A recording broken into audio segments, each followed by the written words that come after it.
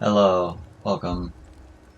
Tonight we're doing Final Fantasy 16, and yeah, you already know the Madame, deal. please! Let's get into it. Half the garrison's been slaughtered by those things. We lost the captain this very morning. We've tried requesting reinforcements, but there's been no word from the capital or the Dominion in days! What more would you have us do? I would have you do your duty. Those at the Vale look to me for protection. And protect them I shall. Because they are my charges, and that is my duty. In case you have forgotten, the people of this town are your charges. But more than that, they are your people. Your sisters, your brothers, your lovers. So you have a choice. Lay down your sword and watch as they are slaughtered. Or take it up and do what is right. She speaks the truth, you know. This here, it's all we have. It's all that's left. What we have left is our lives! Do you really want us to lose them as well? Not if we don't have to. Look, there's a cask under the captain's bunk. Let's talk about this over a drink, eh? I'm listening. I'll have a word with him.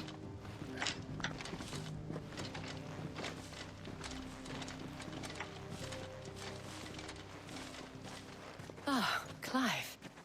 I didn't expect help to arrive so quickly. And sought to take matters into my own hands. It was a noble effort, but I thought you might still need some support. How like you to consider my needs. What we need to consider is where the creatures came from. The way the survivors speak of them, one would think they appeared out of thin air. And perhaps they did. It's hard to know what to believe these days. We'll talk to the survivors.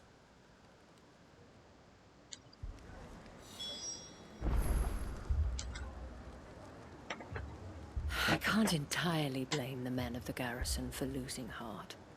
And they have provided a place for the injured. One sec, I gotta put something on the charger. Do.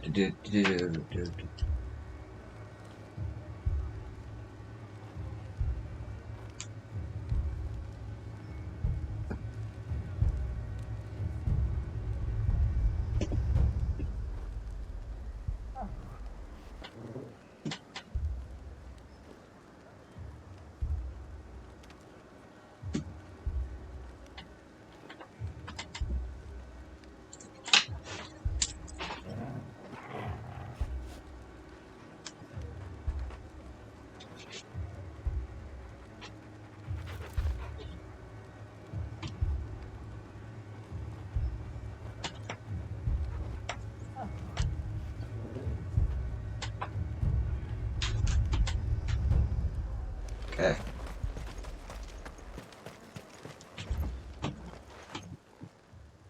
You're a pikeman, yes? What happened? I've got family in Moor. I heard the flood was spreading, so I went to see if they were all right. And a pack of them glowing things found me in the meadow. I ran for my life. I never did get to the village. Leave that to us. With no one to defend the place. They're still in the capital. Moor's days are numbered. Darling, I truly am.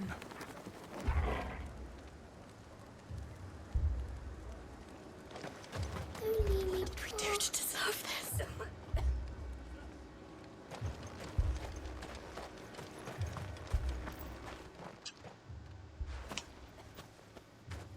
Did you see the creatures that attacked you? Creatures? Yeah, They came out of nowhere. They went for Joseph first, then me, and then... Then they were just gone. Do you remember where you were? On the road from Oriflamme. We just passed Moor when... Where's my Joseph? It's all right. Just rest now. At least we have an idea of where the thralls might be now. We should head for more. I thought everything would be all right once we left the capital. But nowhere's safe anymore. Is it?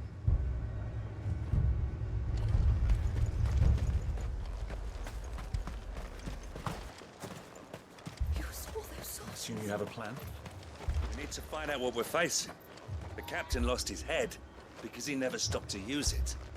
If we reman the towers and fortify the walls, we might just stand a chance.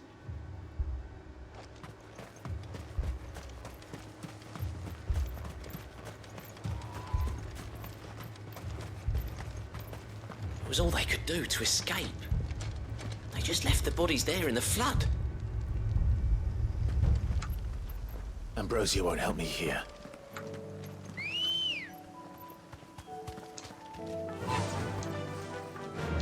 Fly, Ambrosia!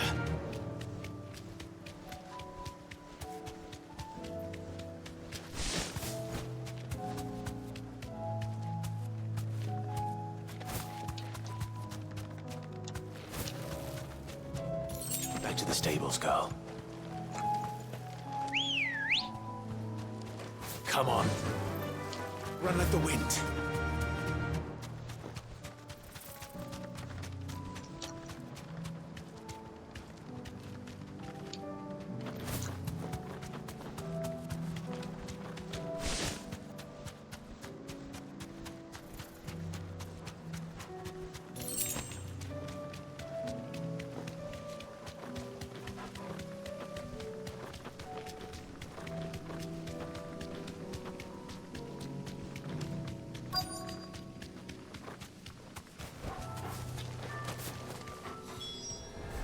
Clive, look. I see them. With me!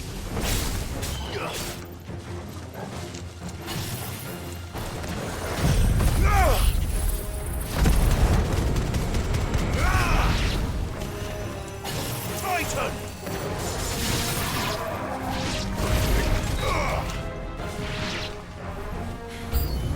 Should I prime?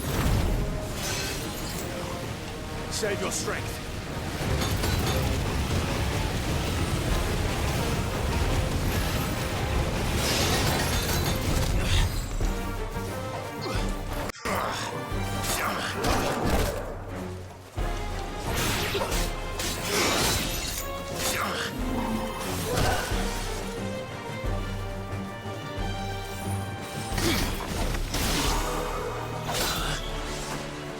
Oh, I gotta kill this thing.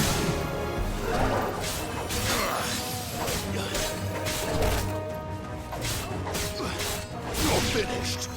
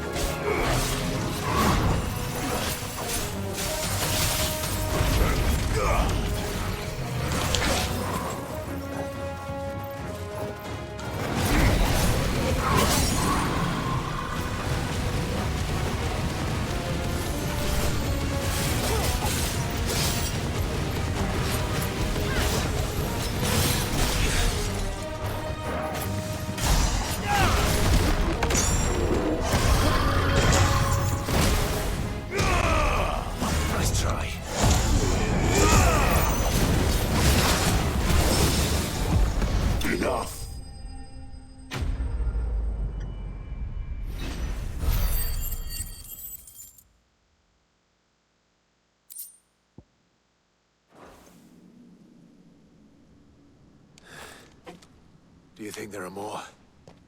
There are always more. But I'd say we've done what we can for the time being. Then we should let Isabel know.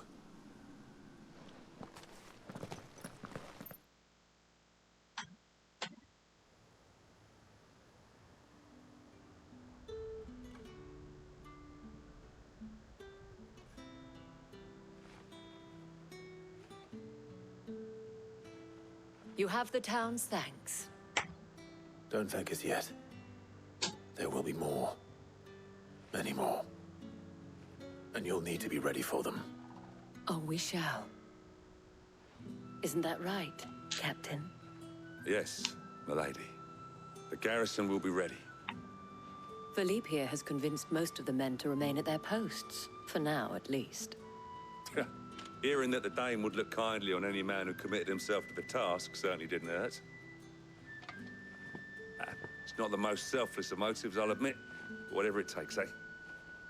Now me, I never needed convincing. I became a soldier to protect the people I love. And the people I love include the ones standing before me. Handsome and chivalrous. Now, if you don't mind, I have sentries to post. Milady.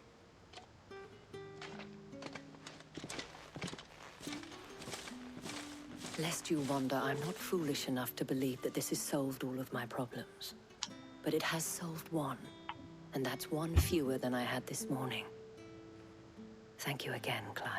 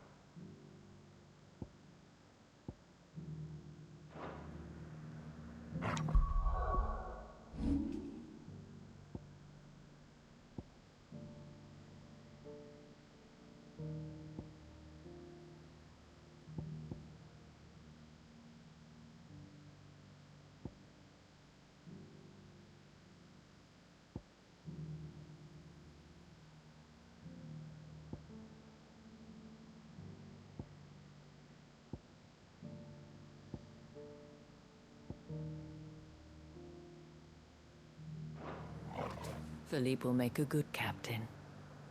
He reminds me a little of you, Clive, but without all the mocks and mows.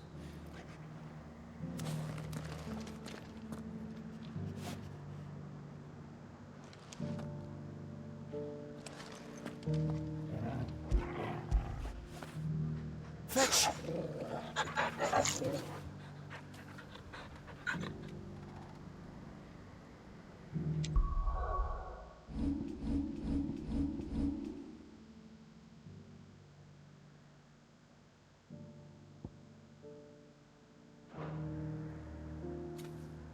It's locked. Okay.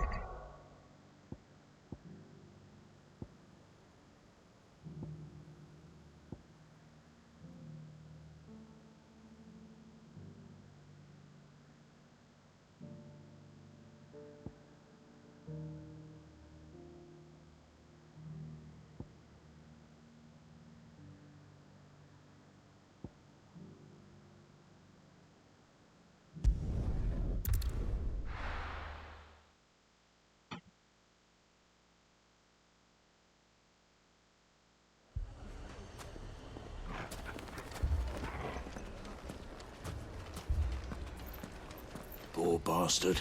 Couldn't run because of the weight of his load. Still, better a branded than one of us. Damn. Just out in the open.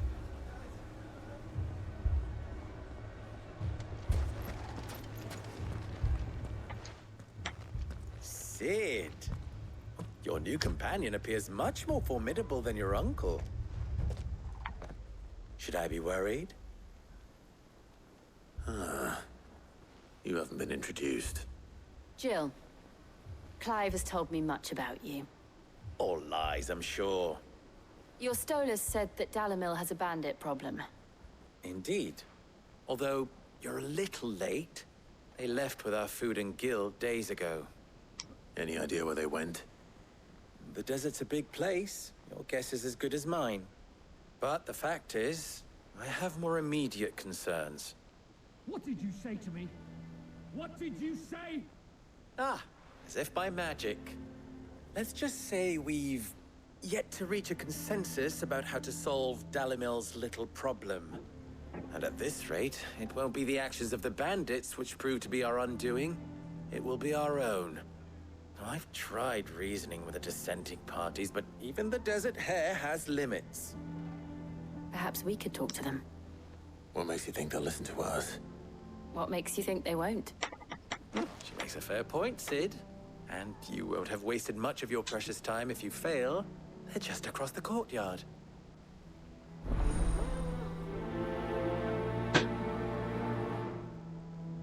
Suppose we just follow the shouting. They're both as stubborn as the lover's pox, and every bit as irritating. The more one insists on their proposed plan of action, the more the other rails against it. Oh, they've successfully split the town asunder just when we should be standing as one.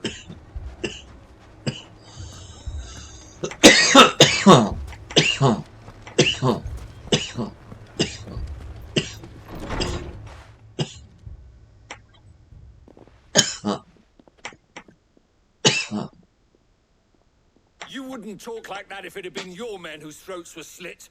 Blood for blood, it's the only way. We hire mercenaries and have them mount the bandits' heads on our walls as a lesson to the rest. And what happens when those mercenaries are slaughtered like your men? Are you going to hire more? We're better off using that coin to buy food and supplies. If we hire mercenaries, the only thing we're buying is the bandits' ire. And you cannot fill empty bellies with that. Do you hear me? But what happens when they come back? Maybe it'll be your throat that's slit. That's enough. Both of you. Any more of this and I'll throw you out myself. Come back when you're ready to talk like adults.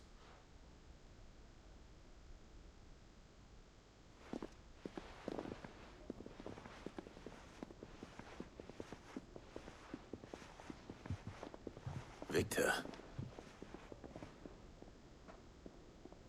What's he doing here? Haven't we had enough fighting? I know I bloody well have. The next time those two go for each other's throats, I'm barring them both.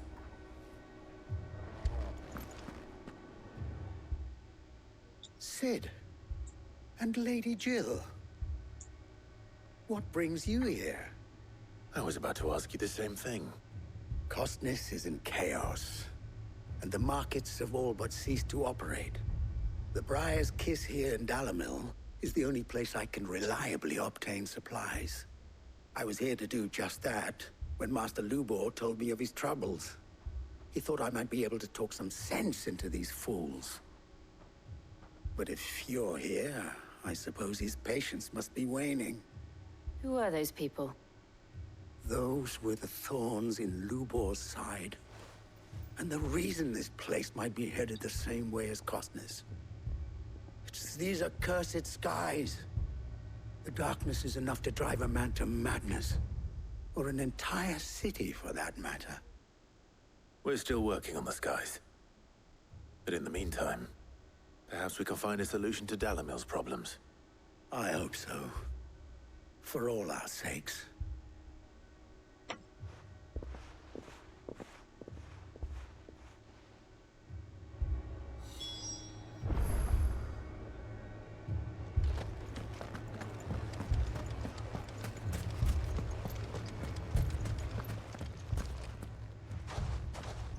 So, you see my predicament? What I saw was a room full of people who were angry and afraid. And with good reason by the sound of it. But if left to smolder, that anger and fear could set the entire town alight. My thoughts exactly. What to do? Both sides wish to protect their homes and livelihoods, if only they could agree on how. But as long as they are divided, we are vulnerable. And if there's one thing bandits like, it's an easy target. What would Sid the Outlaw suggest? Well, if it were my namesake, he'd let them choose for themselves, and be on hand to pick up the pieces when it all went wrong. That sounds like a recipe for disaster. A recipe for disaster is precisely what it is. But perhaps that realization would be enough to make them question the ingredients. While it's plain neither Conrad nor Natalie will countenance the other's proposal, it may still be possible to make them doubt their own. Before presenting them with a third option. And that would be? To pool our resources and save the city ourselves. Why fight each other? When all that fear and anger can be directed at the bandits. It appears we have a plan of action. Victor, pay Conrad a visit. See if you can't convince him of his folly. I'll speak with Natalie. As you wish. Your faces are not well known in this town. That may prove useful. Don't worry, Victor and I will do most of the talking. You need only play along. Play along? What he means to say is yes.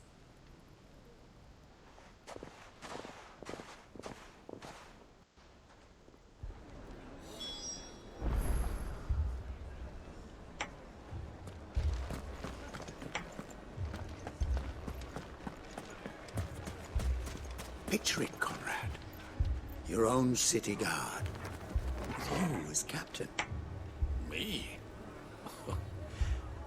I don't know about that. Buy more supplies. We might as well scatter seeds near a rat's nest. They're the problem, and only steel will solve it.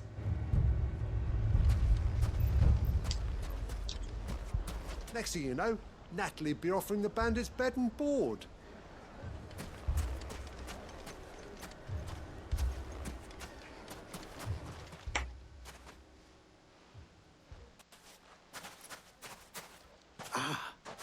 Here she is. The Lady of the Spear herself. Conrad, may I introduce you to Jane, commander of the Red Wings, the oldest mercenary guild in the Free Cities. A pleasure, my lady. The pleasure is all mine. As I told you, I summoned the commander here from Canver to inquire about a contract. Victor says you told him no. That there aren't any men left to hire. Is that true? True as the crystals cracked. Nobles came and claimed every last one worth his salt. And not just from us Red Wings. You know of the 7 high houses.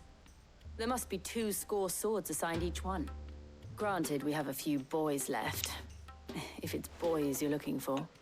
Well, Conrad, are you saying that Dalamil's finest cannot defend this town better than a gaggle of unblooded striplings?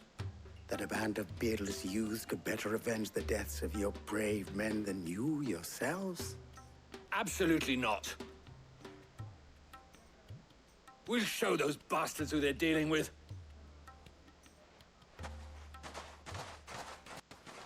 I can't believe that actually worked. Conrad's not what you call the brightest candle in the crypt. And there's a reason why I had you do the talking and not Sid. Well played, my lady.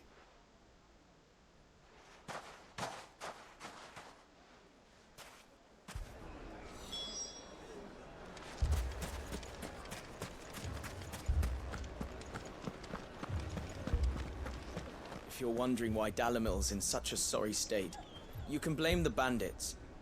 Them and the mercenaries who are guarding the gates. Though I can hardly fault them for running. Fighting would have meant death. Did for more than a few.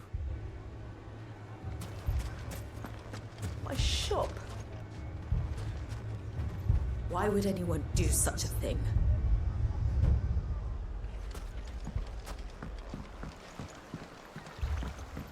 If I had my pickaxe, I would... Don't get yourself worked up. You need rest.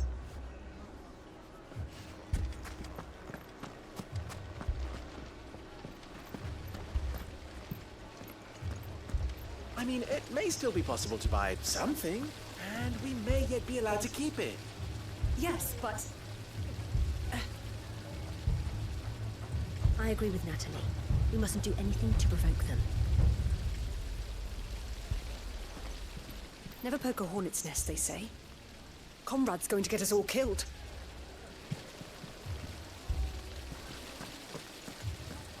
All this after the last sellswords we paid for proved themselves such reliable souls.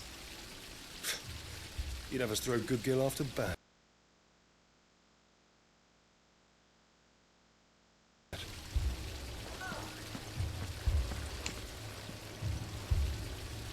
Ah, here he is now. Natalie, allow me to introduce Lord Underhill of Randalar's prestigious League of Merchants. Lord Underhill. At your service. Underhill? I was just telling the good lady of our conversation, my lord, and how you were lamenting the state of the capital's stores. Lubor says that not only are the granaries almost empty, but that war and the Blight mean this season's harvest won't be enough to fill them for winter. I love that. Indeed, certainly that is the case. Lord Underhill question mark is his name. I love that little detail.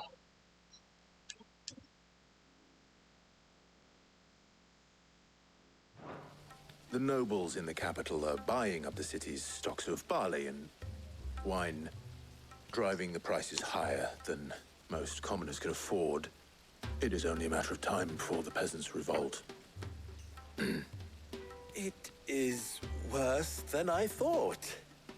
If what Lord Underhill says is true, I fear we have little hope of supplementing our stores, meager though they regrettably are. And while I applaud your endeavors to dissuade our more bellicose citizens from seeking vengeance, I sense Conrad is not wrong in his assessment of the bandits' likely return. Which means that now, more than ever, we will need to secure what little we still have. Food, weapons, herbs, everything.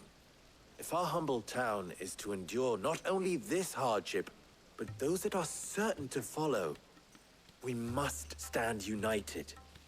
My home, I'll do it. But you needn't have gone through this charade.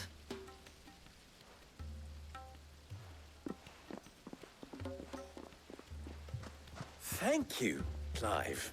Your performance was nothing if not workmanlike. She saw right through it. I didn't say it was good, merely that it produced the desired effect. Now, my scouts should be returning shortly. Meet me back at the Briar's Kiss, and we shall see what we face.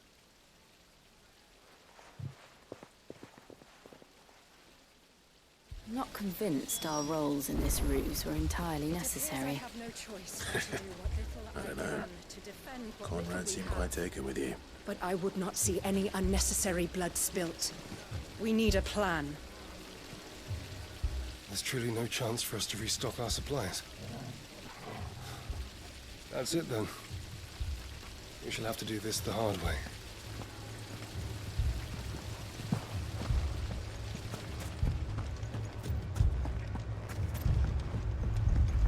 Mummy, I'm scared. What if the bad men come back? It's all right. We're all right now.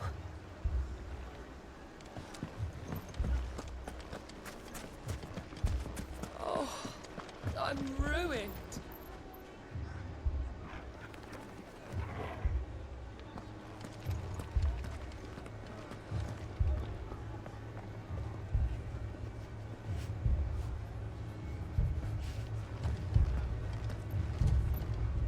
Good news, Sid. Both Conrad and Natalie have somewhat gracefully accepted their new roles. With time, they may even learn to. Time no longer appears to be the luxury it was before lunch. I take it your scouts found the bandits. Technically, it would be the bandits who found my scouts. It appears they march for Dalimil as we speak. All of them. You're not serious. They don't just want food, they want the whole damn town.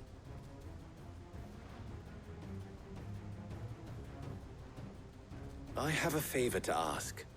I'm told the bandits march in 2 groups, one from the south and one from the desert, in a move doubtless intended to stretch our already gossamer-thin defenses. Very well. Jill and I will meet those from the desert. But what of the rest? The rest, my friend, the city shall fight. Together. The stakes, I concede, are high. But if this does not unite Dalimil, nothing will. That is a lot of faith to put into those who had their hands around each other's throats but a moment ago. Then it will be for us to see that their hands are kept occupied. And I do mean us. I thought you might say that. We'll hold them off for as long as we can. And we will do the same.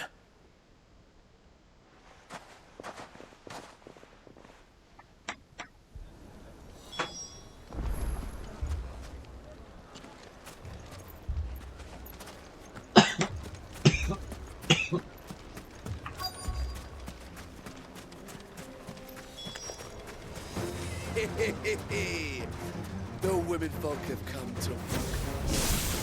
I'll take that one. It's all yours.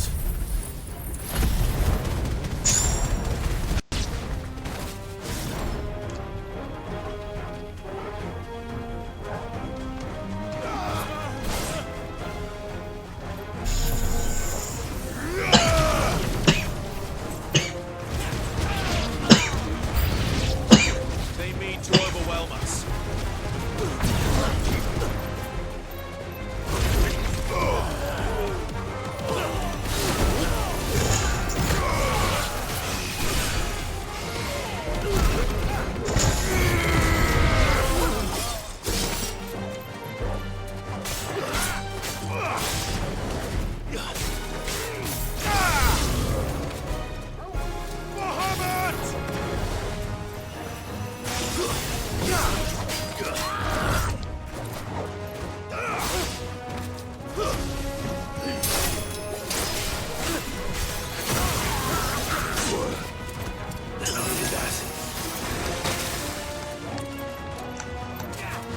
Holy shit.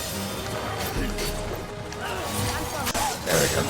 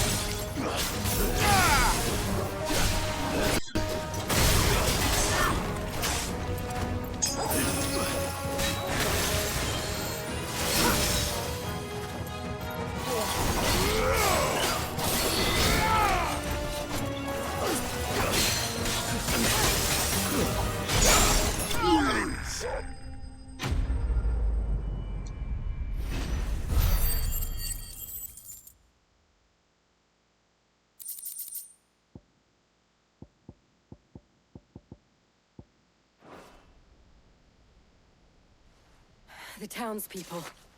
Could they have held out? I don't hear any fighting. What do you think? That we should hurry.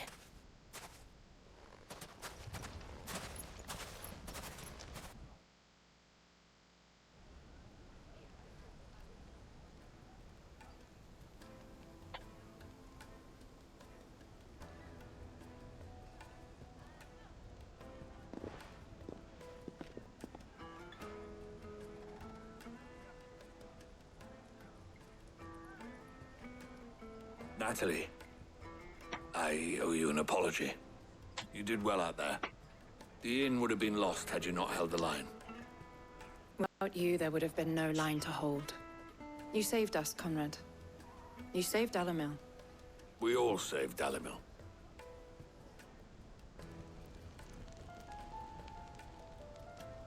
Conrad seems to have had a change of heart. I'd say they both have. I take it from your presence that our visitors from the desert won't be joining us either. Pity. The plan worked, Sid. Granted, it only took an army of bloodthirsty bandits at our gate. Calm now, Victor. Why quibble over the details?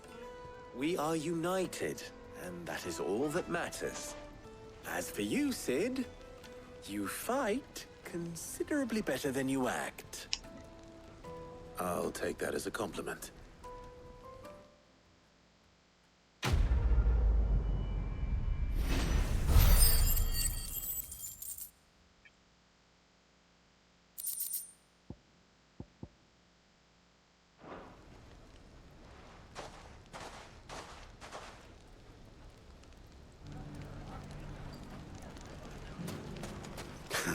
Now, if I could only convince the people of Costness to work together.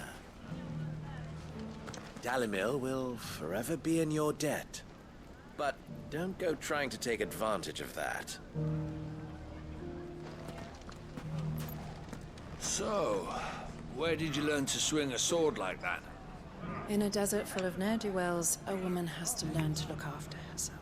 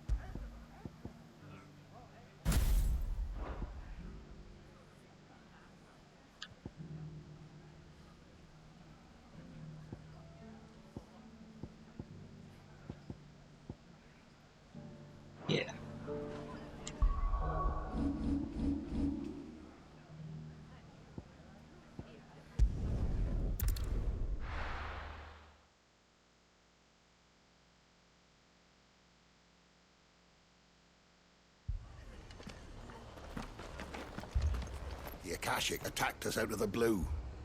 And there's no telling when they might be back. You best keep that sword handy, Sid. This man's gonna die if we don't get him to a healer. But all our beds are taken.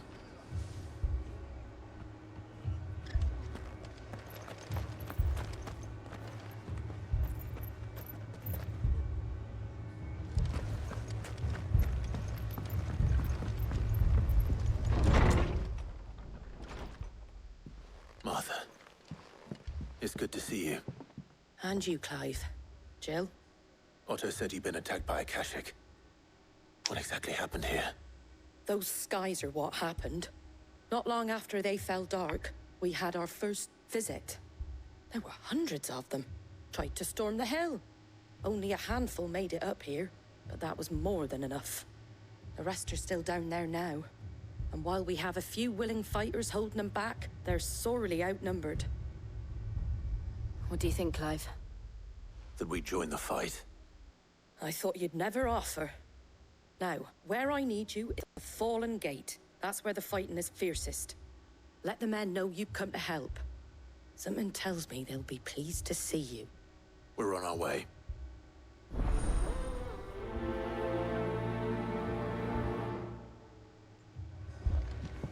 Do you think there are as many as Martha says? More. If they ain't clawing at the gates, they're climbing up the cliffs near the lift. The lads are doing what they can to keep them out, but unlike the Akashic, they need sleep. They were too fast. Or maybe I was too slow. Stop that. You're alive. And that's all that matters.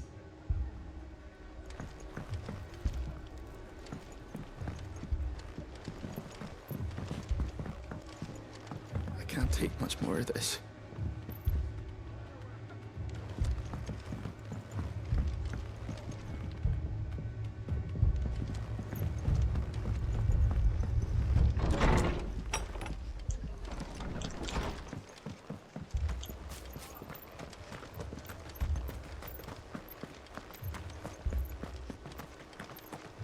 You don't think they've abandoned us, do you? Them not. Not a chance.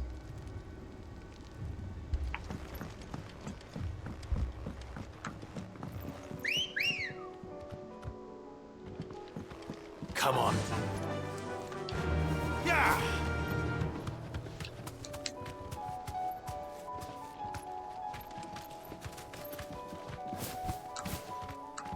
Thanks, Gal. The barricades we've set up around the town won't hold the Akashic back for long. Might buy us a few moments to say our last farewells, though.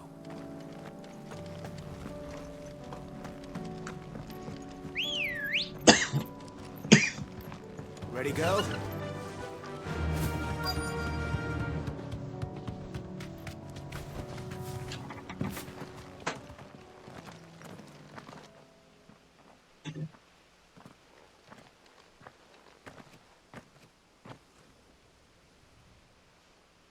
Clive, wounded. We deal with the Akashic first.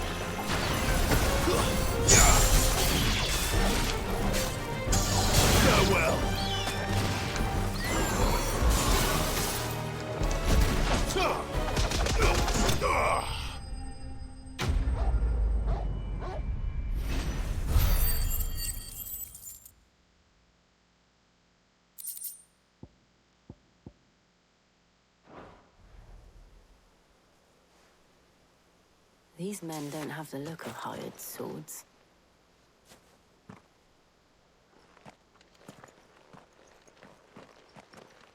if you've come to rob this place. You are mistaken, my Lord Rosfield. We're here by Madame Martha's leave. How do you know my name? Forgive me, my lord. There wasn't time for introductions. We're with the Guardians of the Flame. Wade's men? But how did you come to be here? Where is your commander? Sir Wade left earlier with a scouting party to find out where the Akashic were coming from. Did he? Take your wounded back to the inn. Martha will see you're looked after. We'll join you anon.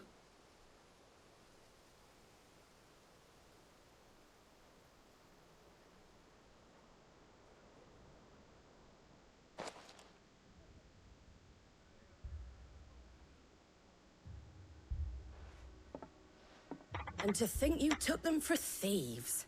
A fine reward for holding off the horde, that is. When did Wade and his men arrive? Not long after Rosalith fell. The Guardians asked me to shelter some of them that had lost their homes.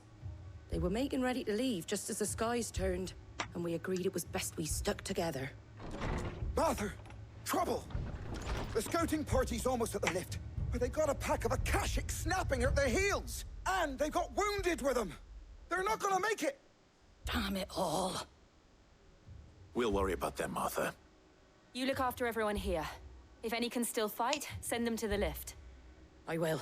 You two be safe now. The lift can only carry a few at a time. If those Akashic get as far as the cliff, Wade's men will have nowhere to run. It looked like the Guardians were going as quick as they could, but without any injured.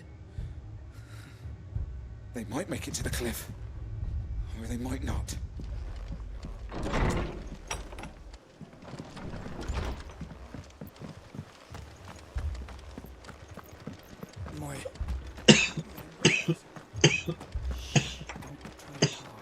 Mad dogs. A lot of them.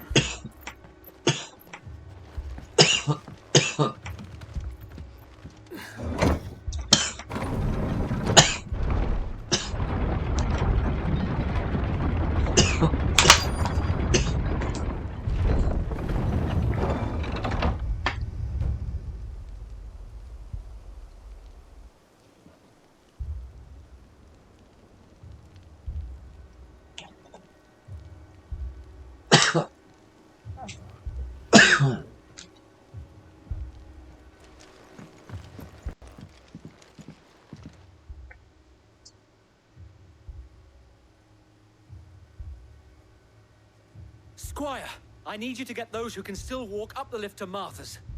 But what about... I didn't ask, Oscar. Sir. Sir Wade.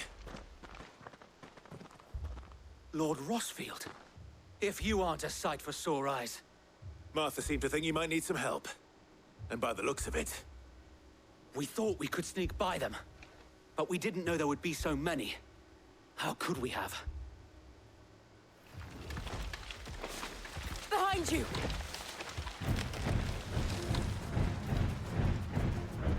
Damn it! We need to get the injured to safety. Do you think we can hold them off? We can certainly try. Are you with us, Sir Wade? Always.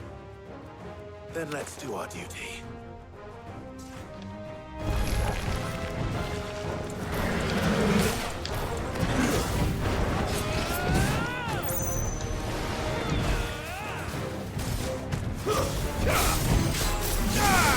Too slow.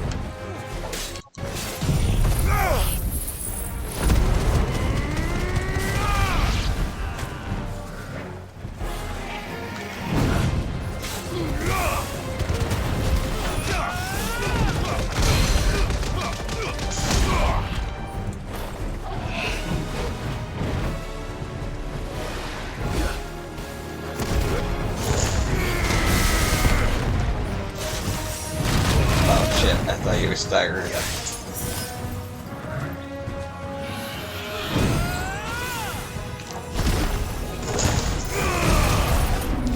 Let's try.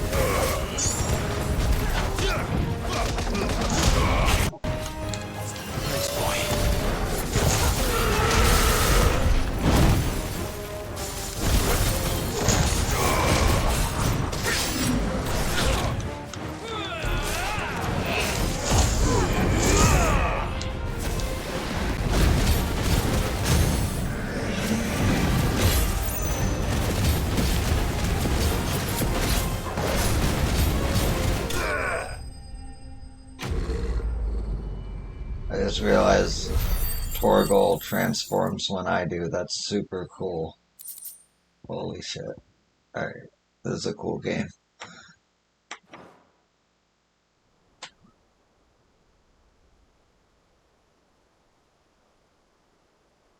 Is anyone hurt? I don't think so. And yet again, you've pulled me from the flames. It's just a pity I keep walking into them. You've never been one to shy away from danger, Sir Wade. Like any shield worthy of the name. I see you're all in one piece. Martha! Is something wrong? The lookout saw smoke coming from down Eastpool way. Too thick to be a hearth. A second horde. Feel like finishing the job? Always. Jill and I will make for Eastpool. You'll need to move the injured without us. Don't you worry about them. The moment my men are safe, I'll follow. Good luck.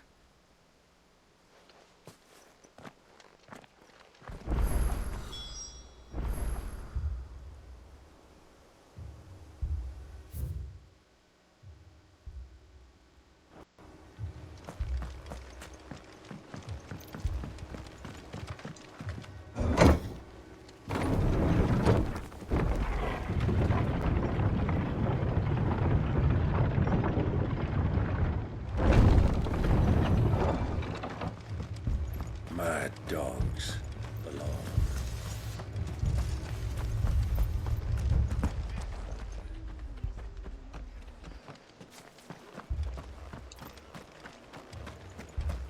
Thanks to the Akashic, all of the men are either on watch, readying for the next attack, or confined to their sickbeds.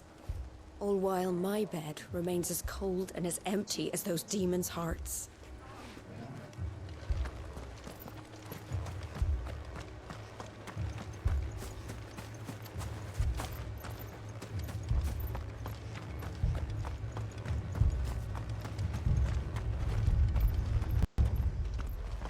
Fiends try to climb the walls here, too. Can and get me back out there. Founder knows where they're gonna show their ugly faces next.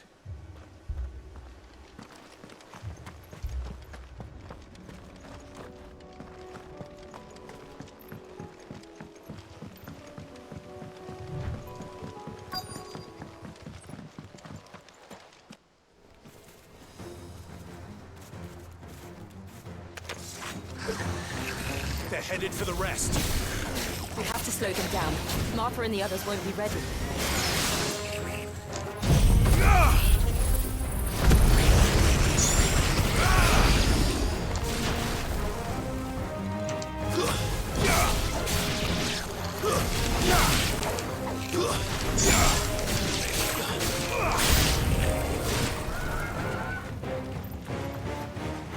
Oh shit. I feel so bad.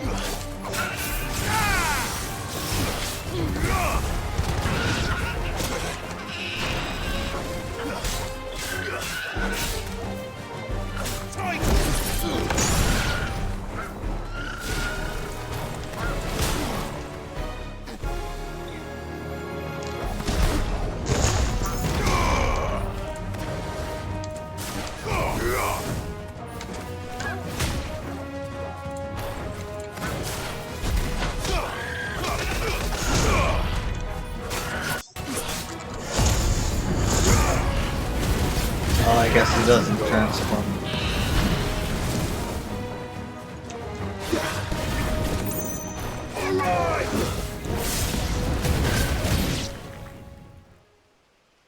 That was weird. Something's coming. Okay.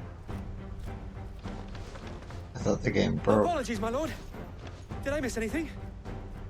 Only the first round, Sir Wade. Shall we?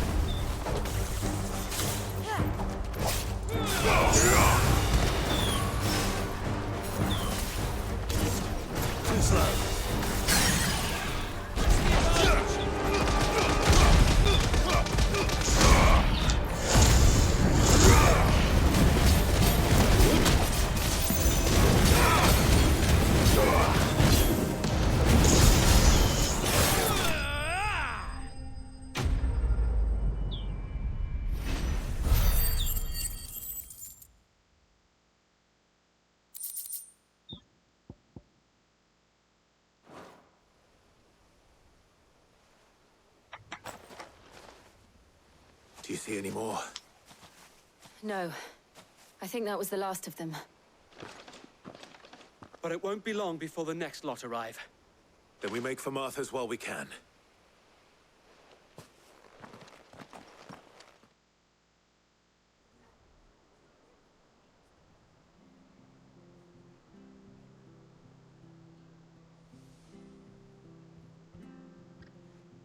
What did you find out there? The same as Sir Wade. Scores of Akashic. Well, wherever they came from, they're gone now. Our lookouts say the lowlands are clear. Hopefully we'll have enough time to lick our wounds. How many of your men were injured? A damn sight less than if you hadn't turned up. Thank you. It was a hard-fought victory. But as long as the skies remain dark, I fear the Akashic's numbers are only going to rise. It's not a matter of if the Horde will be back, but when. And whether that's sooner or later, we'll need to be ready. The inn here affords a good view of the land, and is easily defendable.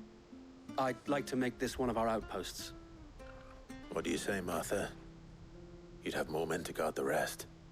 Well, when you put it like that, of course they can stay.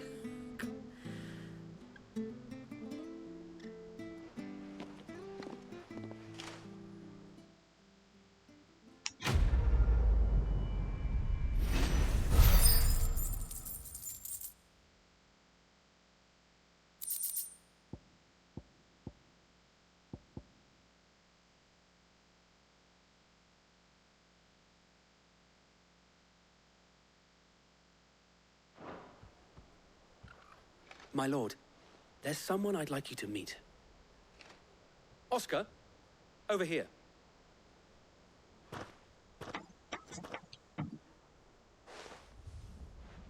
It is an honor to make your acquaintance, Lord Rossfield. I am Oscar. Oscar of House Murdoch. Murdoch? I wasn't aware the Lord Commander had children. Oh, he didn't. But his brother, my father, did. I am Sir Rodney's nephew. Well, go on then. It's not for me to ask him. Yes, Sir Wade.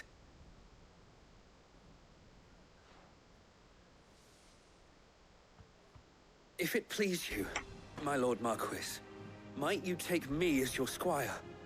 I would learn the duties of a shield from the finest. I'm sorry to disappoint you, Oscar, but I am a shield no longer. Nor was I ever the finest. And spending time in the company of an outlaw hardly seems a fitting education for one aspiring to take his oaths. My Aunt Hannah once told me that a man is not defined by his title, but what he does in its name. You have accomplished much since taking on the mantle of Cid, winning no little honor in so doing. And I would sooner serve under an honorable outlaw than an unworthy shield. Not that Sir Wade and the other Guardians are... I mean to say that, they're... It's all right. We know what you mean. There is only so much the boy can learn from me, my lord. But a squire... Would that really be so bad? You were a squire once. And I'm certain Sir Rodney would approve.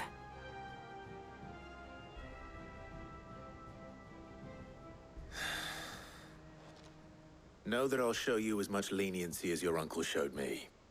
I would not have it any other way. Our friends seem to have things under control. For now, at least. Let's go and put Otto's mind at rest. I will not let you down, Lord Rossfield. You, or my uncle. We shall be staying here for the time being, and not just for the ale. I'll have one of my men escort Oscar to Benimir once he's said his farewells.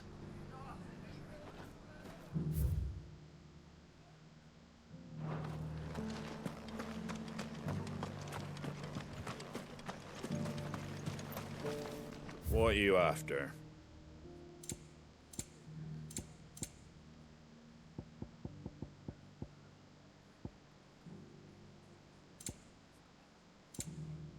That all, is it?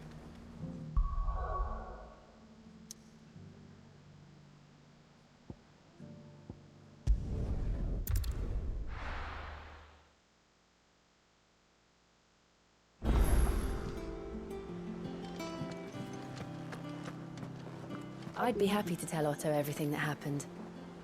But I know he appreciates it when you spare him the time. A youth claiming kindred with your old commander arrived earlier this morning. Well spoken he was. And handsome too. More than a few of the girls and boys have taken an interest, if you get my meaning.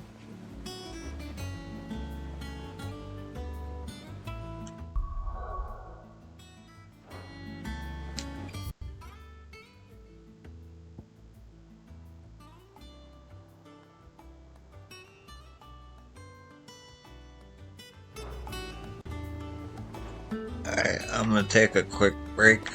I'll be right back.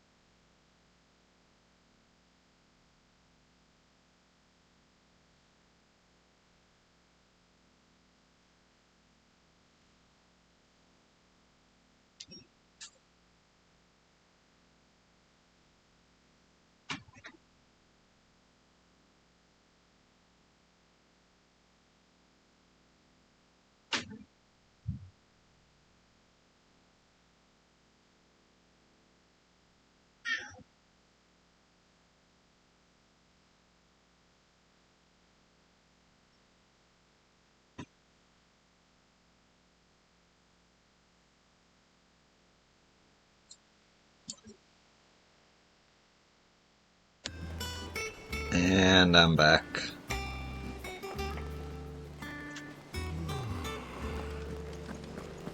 Did you see that?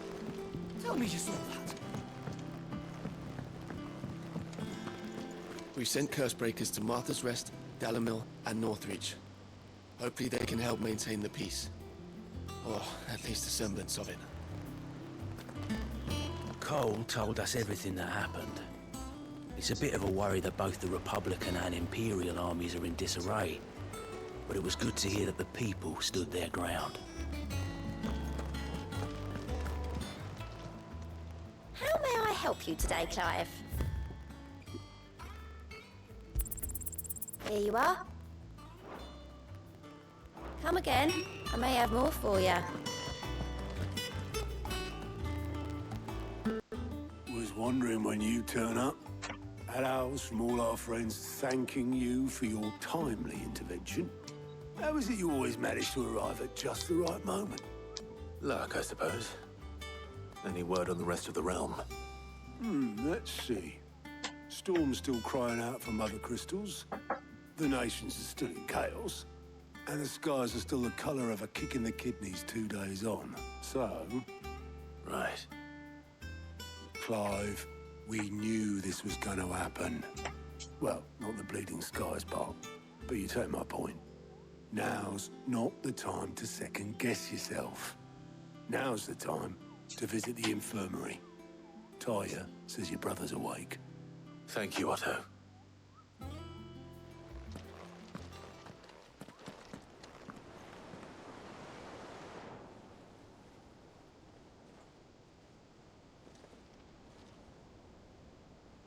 So it was not Sylvester, but Olivier who served as Ultima's puppet.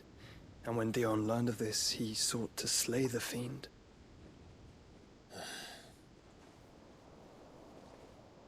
Only for his father to take the spear that would have freed him. Enough to drive a man to madness. Small wonder he hasn't stirred. I would be afraid to wake. Had I but reached out to him sooner, warned him of the threat Ultima posed. But now, both an empire and her prince lie broken. Joshua, what do you know of Ultima?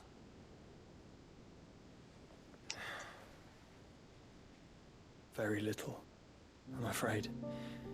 Despite my best efforts. 18 years ago, as I lay buried beneath the rubble of Phoenix Gate, it was not death who came for me, but another. And it was while in my rescuer's care, I first heard of Ultima.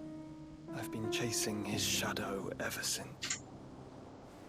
Ultima is driven by some deep, dark purpose, and for whatever reason, it would seem you are crucial to his designs.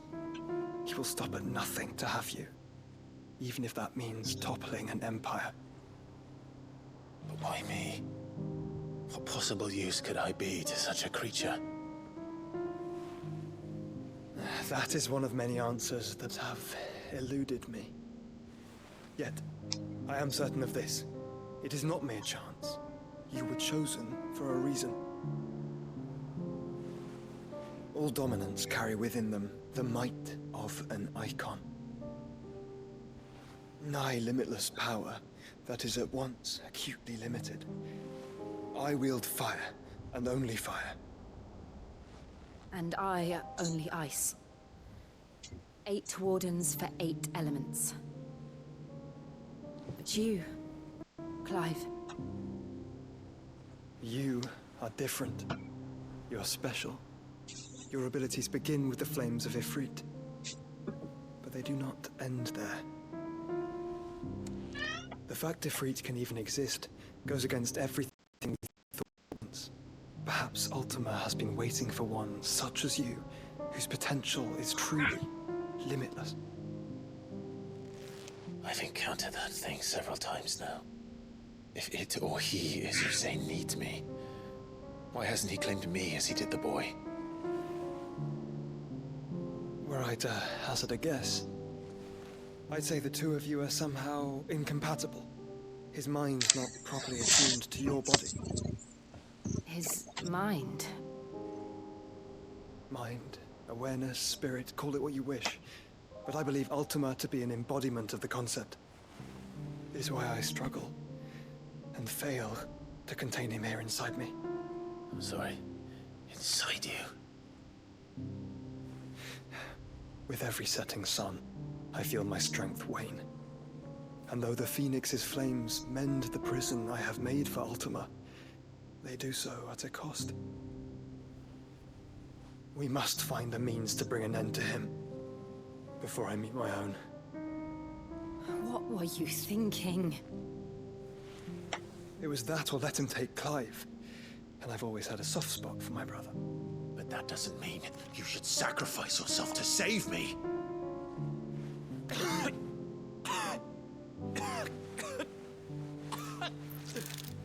Joshua! Clive! It's Gav! There's an army of Akashic at the gates of Canver.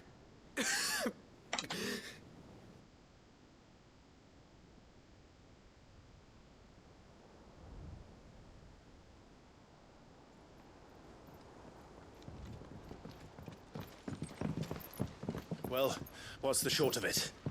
I thought Tyre told you. The capital of the Free Cities is under siege by an army of monstrosities.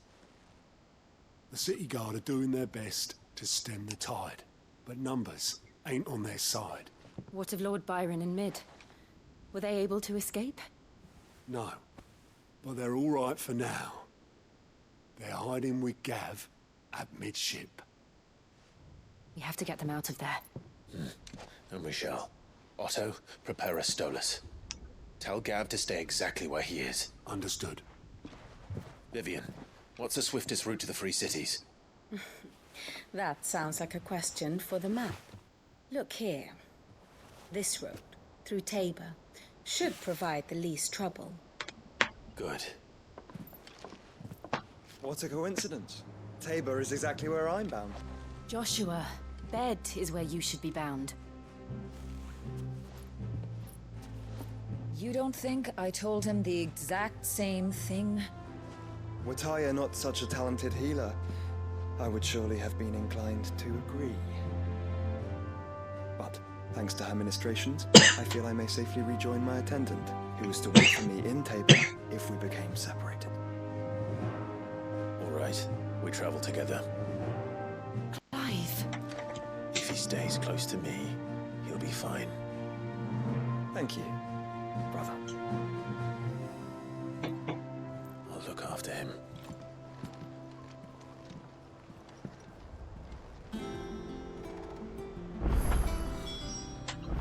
My attendant was with me in the Dominion before I primed. She would have watched the battle unfold and witnessed its outcome. I trust you'll be waiting for me in Tabor, where I can finally introduce you.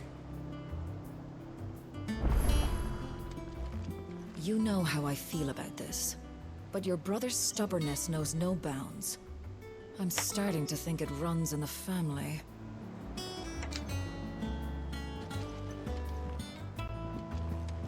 Tyre's right. Your brother is in no condition to travel.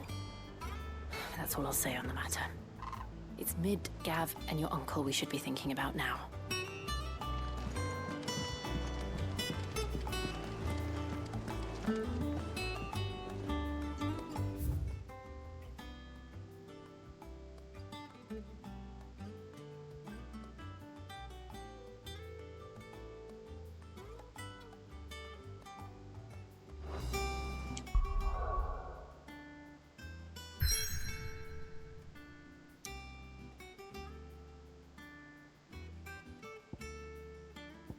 They say it's not limited, but I can't travel there.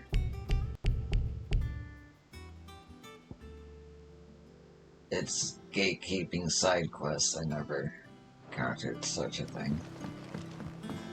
Well, I might as well pick up some more. Then when I can do side quests, all the side quests I will do.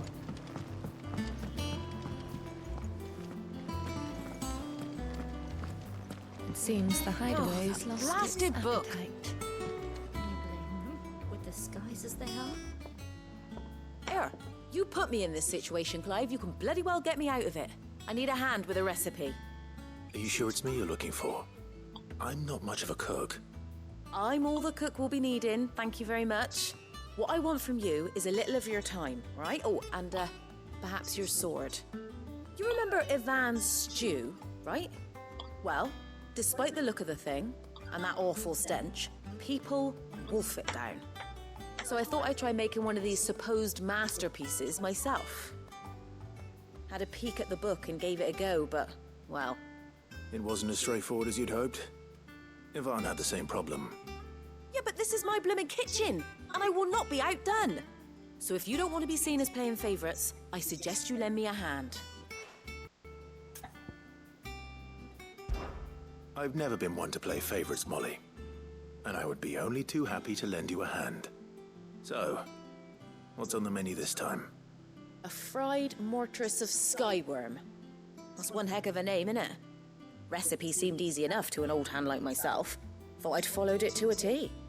Only, turns out skyworm livers and drake's mint are not what I thought they were. At least I hope they're not, given the rancid mess they made. Ivan said the recipes in the culinary pilgrimage date back centuries. Who's to say the ingredients even exist anymore? Wow. That's a question for a scholar, wouldn't you say? Perhaps you know of one? Kindly old fella who haunts the shelves, maybe? Fine. I'll go and speak to Harpocrates. Perhaps he'll know something. And if he does, I'll see if I can find your ingredients for you. You do that. Lest we forget, you've got a reputation to uphold.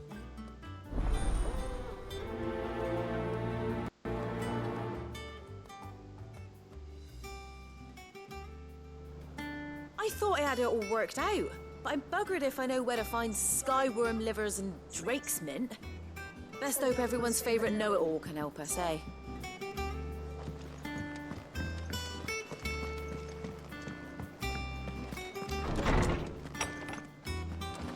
Is a storm coming, Sid? Will there be thunder?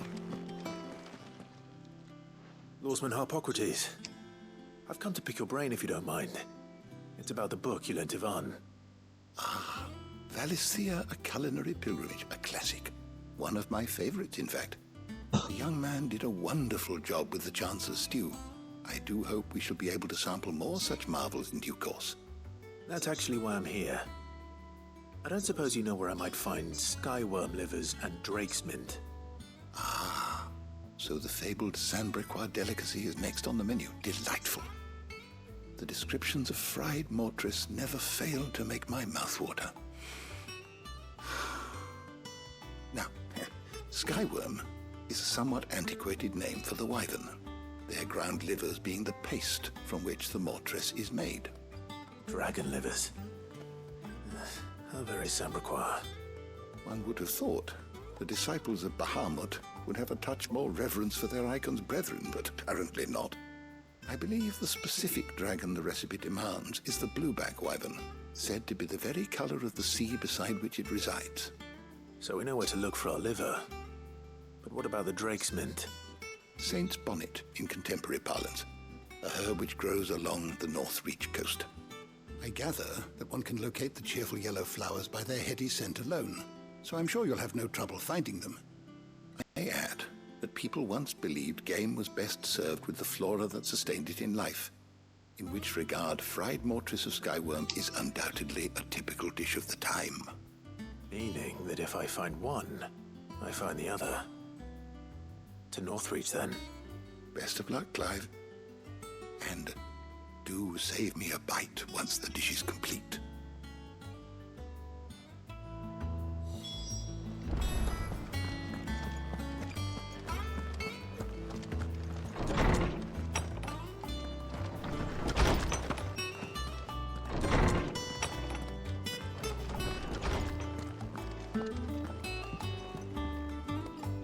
Sid, perhaps you can help me solve a mystery.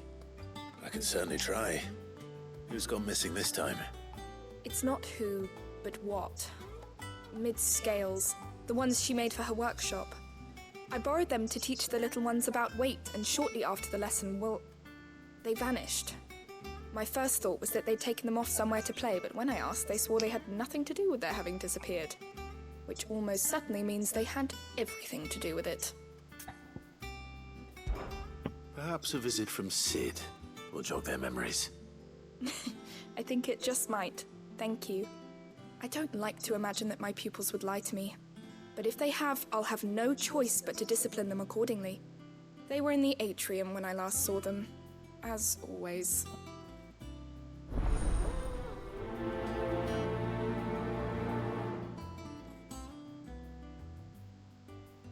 My biggest worry is that the children have somehow damaged the scales, but are wary of asking for help because they think they'll be punished. And if I find out that's the case, I swear I'll take the switch to every last one of them.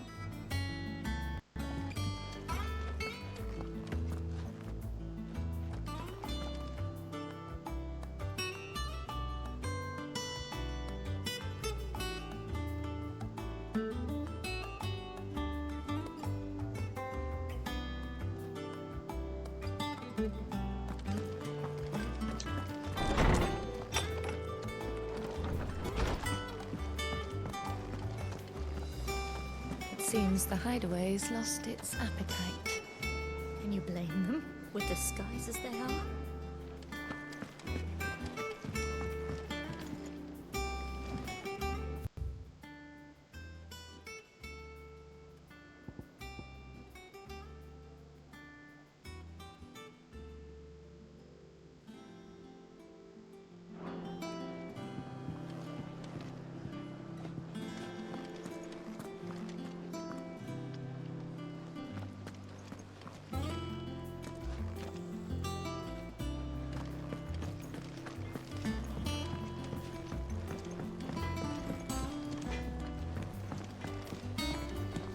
Round and round the city clock, the wyvern chased the eagle. The birdie stopped to catch his breath. Down came the eagle.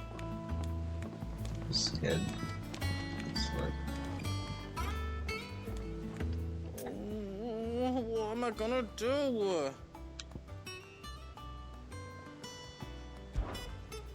Is everything all right, Goots? You seem more discomposed than usual. Oh, I don't know what that means, but I'm in a bit of a muddle. Oh, I think Nan might be in trouble, and she's... It's all right. You can tell me.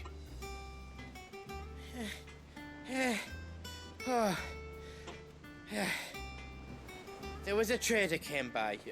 One of our usuals, like... Said he'd heard some rotten rumours about her down Dallymill Way. Folk are saying she's been selling to bandits and cutthroats and that. I mean, she's fond of a chance to make a coin or two, aye, but she'd never do business with baddies. Especially not the kind who go hurting people who haven't done out. I wanted to ask her about it myself, but I'm scared she'll give us a tongue lashing. She'd never give your tongue a lashing, though, would she? Don't worry. I'll speak to her. Oh, thanks, Clive. You'll let me know what she says, won't you? Of course. I'm sure it's all just a misunderstanding.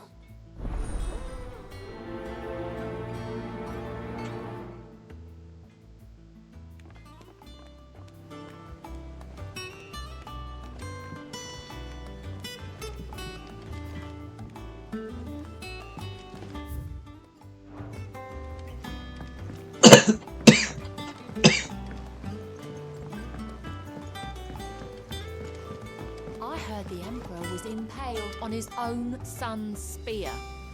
Never. Dion the Bold. Kinslayer.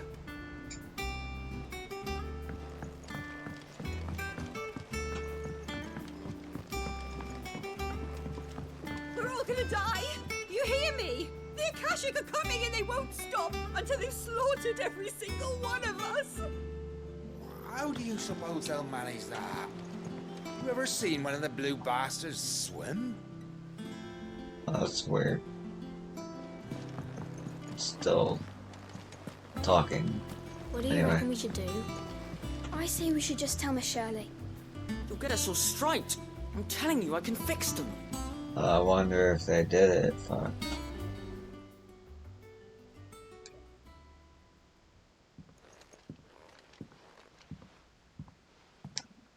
Sid! Hard at your studies, I see. And what is that? It's not a set of scales, is it? No. Of course it isn't. Well, not anymore, it's not. Oh! And just how long hasn't it been one? We're sorry. But we didn't break them. We dismembered them. Just like Miss Mididol showed us. Miss Mididol? Why would she have you dismembering her creations? Because that's the only way to become a ninja-neer. Miss Mididol said, the best way to see how something works is to take it apart and put it back together again. Well then, your work is already half done. Carry on. About that. The taking apart was easy enough, but it's the putting back we can't work out. Speak for yourself. The heavy thing goes at the bottom. Then...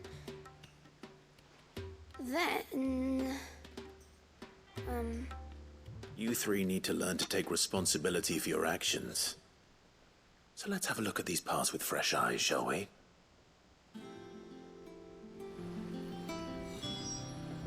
Must have been magic keeping those scales together.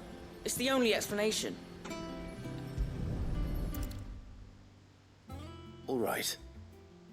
Everything here was once part of Miss Mididol's scales.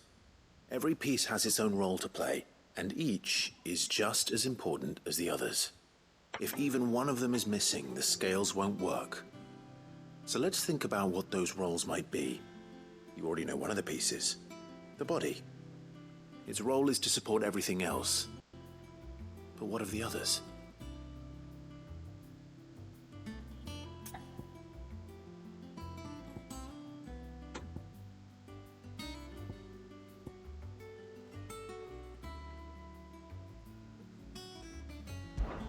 This tiny piece is what's called a cogwheel, or gear. Have you ever seen one before? I have. Miss Mididol's dungeon is full of them. Most are on the floor. She puts them in all her inventions. They spin round and round and round and round and... That's right. They're very useful when you want to make things move. Do you remember if there was anything on the scales that moved? I remember the arm moved when I tried weighing an apple. And then somebody ate it. It's not my fault. You shouldn't have tried weighing it before lunch. We know what part's supposed to move and how it's supposed to move. So, let's put the pieces together first, see what doesn't move, and then stick the cogwheel to that. Not a bad idea. You see, it's not so difficult.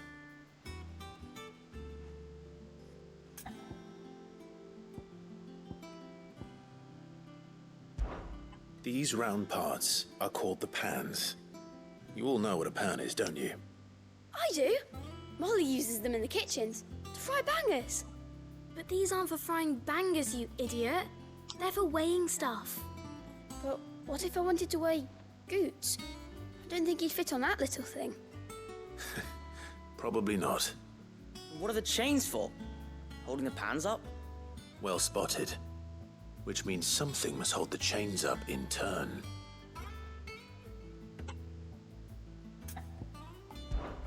This is called the arm. Why do you suppose that is? It doesn't look much like an arm. You're right. It looks more like a wing. Like a chocobo wing! You've ridden a chocobo before, haven't you, Sid? Will you teach me to ride one day? I'll think about it. Now, what do arms do? Hold things. So wait, maybe this arm holds things too? Good thinking.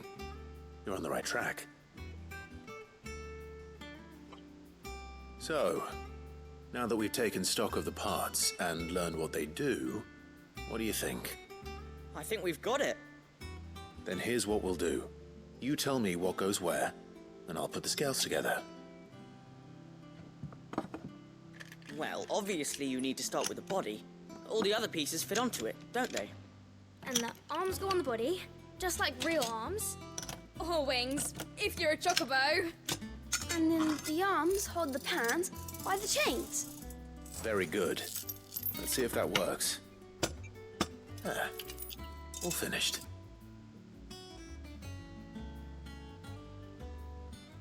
Yes! We did it! Well, with Sid's help. Oh, I just put the pieces together. It was you three engineers who showed me how. That's right. We're Miss Mididol's hares. Her hairs? Yeah, hares for the future. She's showing us her secrets now, so we can help out the hideaway when we're older. What do you think, Sid? Are we almost ready? With a little more help from Miss Mididol and Miss Shirley, I'd say it won't be long at all. You hear that? It won't be long. Until then, though, do try to be honest with Miss Shirley.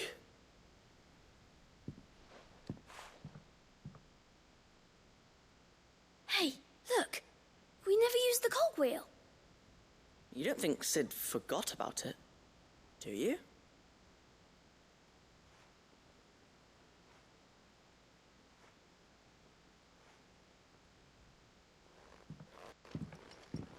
Huh.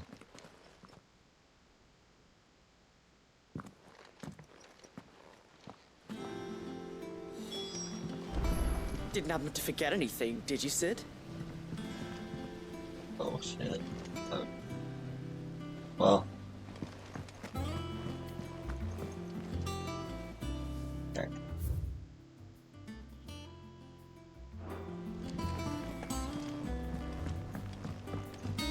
We've received word that the displacement stacks have arrived safely in Canva.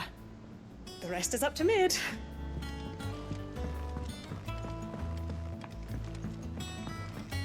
All this fuss over a few dark clouds. You'd think the people here had never seen a storm before. I'm buggered. Here, Sid. Reckon you might be just the man to help me out of a bit of bother, if you've a mind to. Let's hear it. Well, it's about this alembic the chief's got me making. Lovely bit of kit it is. Bung in a solution you want splitting, and it will separate it out, just like that. Problem is, it won't always get rid of all the impurities. And with some of the stuff we need it for, that ain't good enough. Which is why I've been looking for something to filter the liquid we'll be cooking off. And that's where I was hoping you could help me out.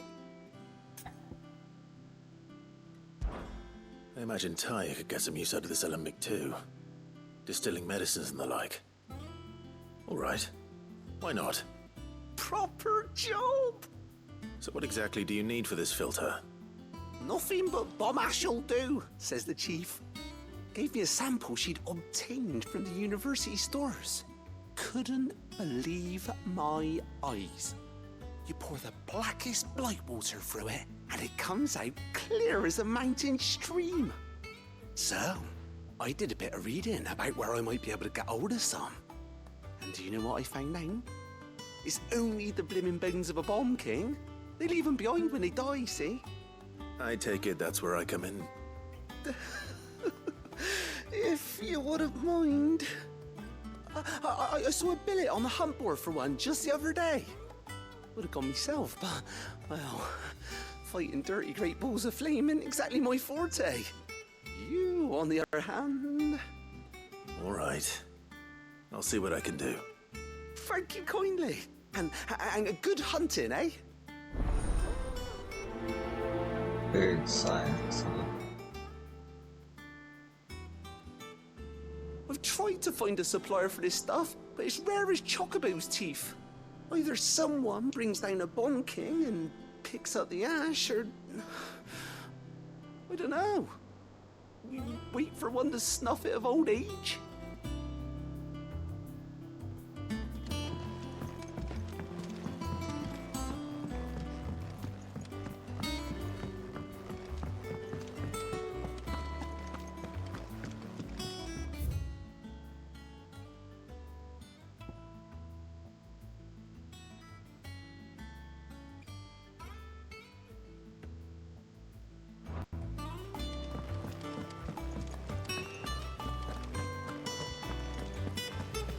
girls here can have Otto and Gav and Gareth and Cole and all the rest.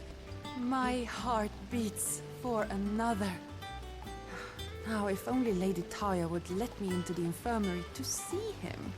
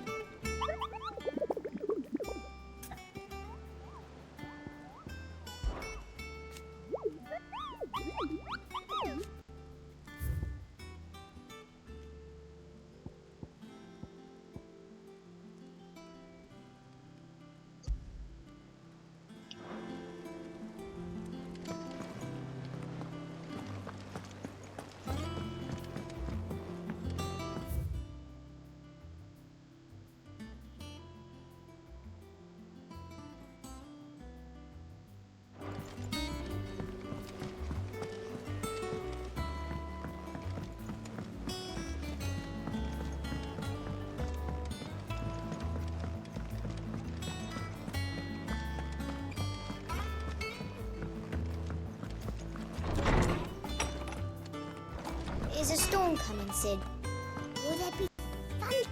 Well, did you solve the mystery? It was as you thought. The children had the scales, or the parts of them at least. They dismantled them to see how they worked. Oh, no, Mid will have my head. Thankfully she won't. This might even have been her idea. Although I was the one who ended up teaching the lesson. I'm so sorry, Sid. I know how busy you are. I shall see that the children are properly punished. Please, there's no need. Mid seems to have taken the three of them under her wing. She's even calling them her heirs. She'd have them follow in her footsteps. And her father's. I see. Sid, do you know why Mid has been spending so much time at the hideaway of late? She told me it was because her studies have been interrupted by events in Canva. Is that not true? No, it isn't. The university offered her a commission. In exchange for full tuition, room and board, they asked her to oversee the design of several new war engines. To anyone else it would be an opportunity, but to Mid, who lost both her parents to war, it was a bitter pill. One she was none too keen to swallow. But that should come as no surprise. She's only ever cared about bringing people hope. The very last thing war can be said to do. Which explains her heirs. She's working to give them a better life. And so should I. What's the odd engineering lesson? Ah, you've given them far more than that. And I'm sure they're very grateful.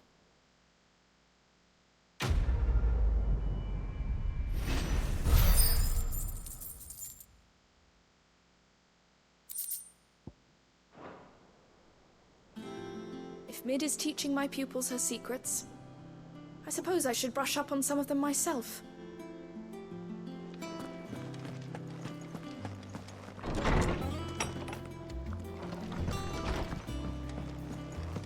It seems the hideaway's lost its appetite. Lady Karen. How's business? Not nearly as foul as the weather. You're doing good trade then? Both in and out of the hideaway? Can't complain. Wait. What exactly are you getting at?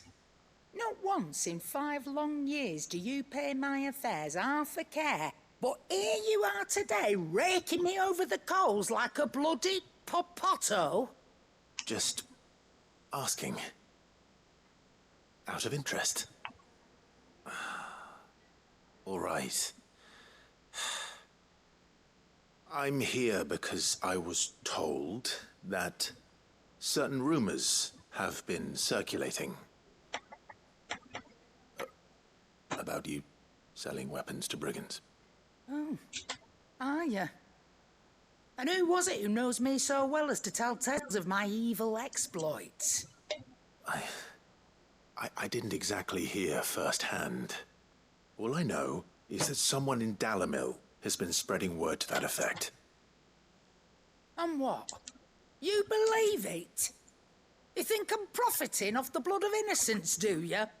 Look, I've done things I'm not proud of.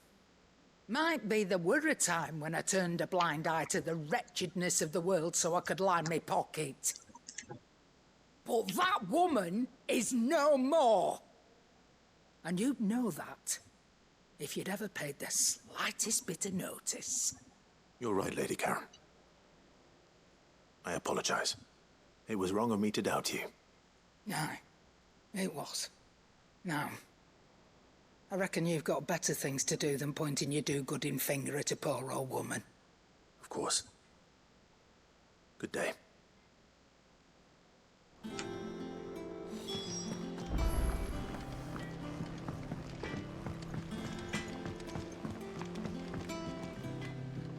I spoke with Lady Karen.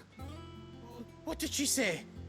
That the rumors were unfounded, and that I was a fool for thinking they might hold any truth, along with some other things that made her feelings clear. And while it sounds like she may have done things she regretted in her past, she says those days are behind her. Oh, well, that's good. I knew Nan wasn't caught up in out bad. But why would people say she was? What did she ever do to them? It's not right. No, it's not. But people do things for all sorts of reasons. Perhaps we'll never know. Well, I'm going to find out. That trader, he said they were all talking about her in Dalimil. So that's where I'm going. I'll find someone who'll tell me, you'll see. Are you sure that's wise? Whoever's spreading these rumors means Karen ill. Oh, right. But that's why you'll be coming with me, isn't it, Clive? I suppose it is.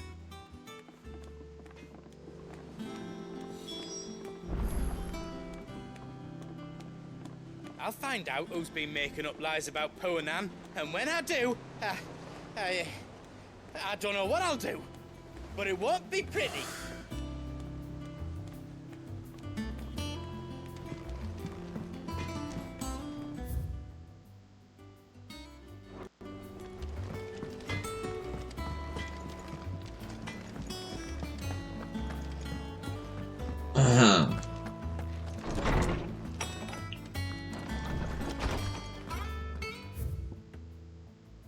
A humble request, Master Clive. I apologize for this sudden and untoward gesture. Circumstances have forced me to seek immediate aid, and there is none other to whom I may turn. Your most esteemed Lord Uncle has presented me with a task most vexing, and I fear I am wholly unable to perform to his vaulted expectations. Namely, due to a marked lack of martial aptitude on my part. To wit, I am but a manservant, not a mercenary. While I maintain the fitness ample to attend the needs of a manor, the attending of bandits in back alleys, I am sorely ill-equipped. If it please you, my lord, prithee come and see me at Martha's Rest, while I shall proceed to explain my predicament in full. Sebastian Rutherford, sent call to Lord Brian Rosefield. Rutherford? Wasn't that the name of my uncle's manservant? Why would he be at Martha's Rest?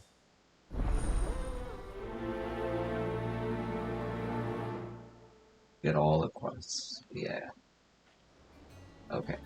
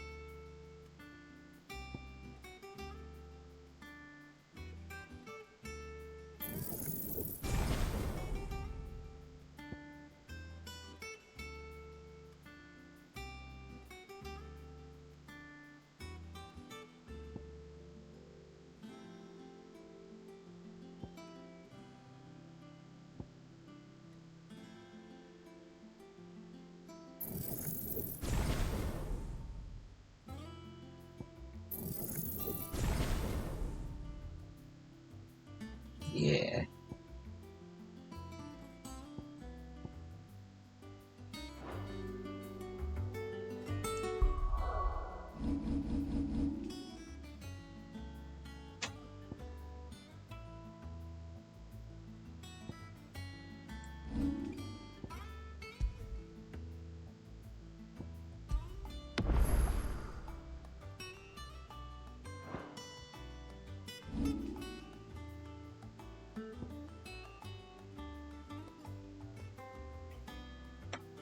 Okay.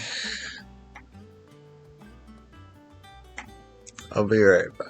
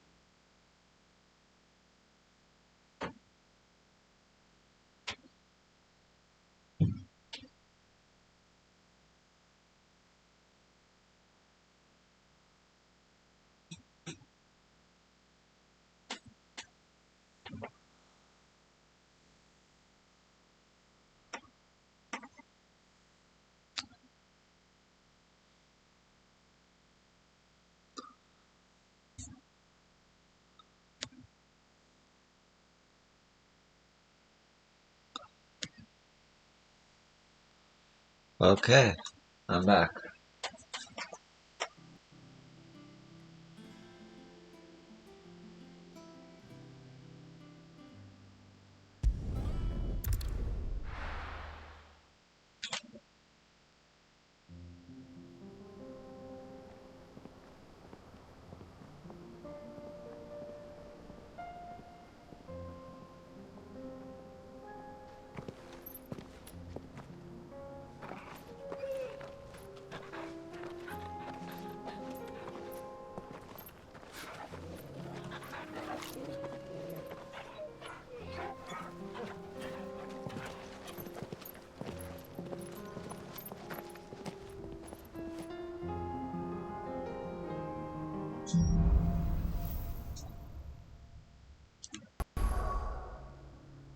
Aha.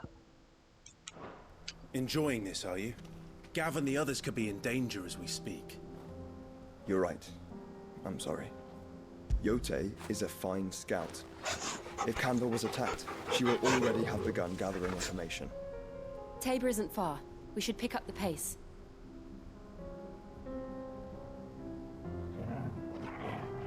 Well, first...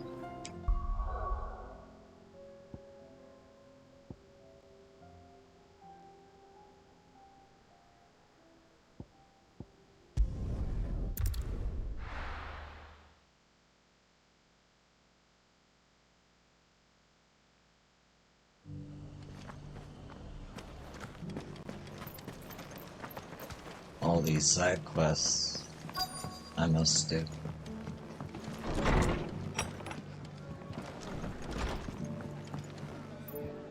Clive, we weren't expecting you. I wasn't expecting to be here, but it seems we still owe you a considerable amount of coin for your help with our rebuilding efforts. And though I doubt it's what you were expecting, we were hoping you'd take this as payment.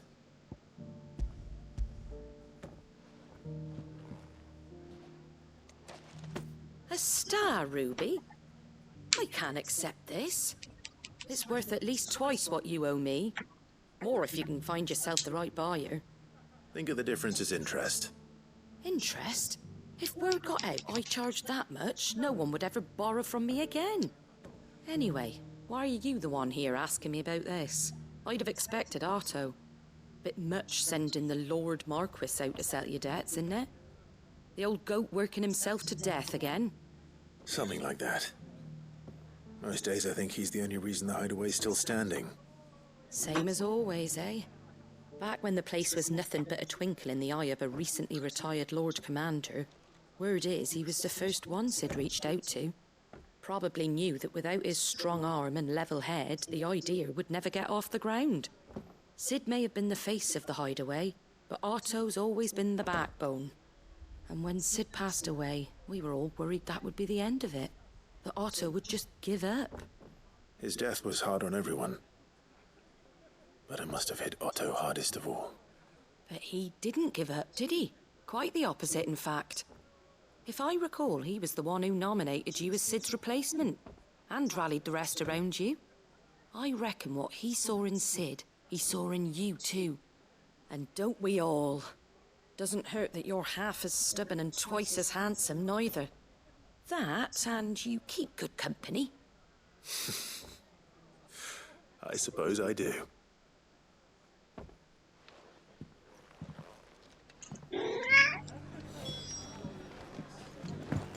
Suppose now I have to find someone who can actually afford a star ruby.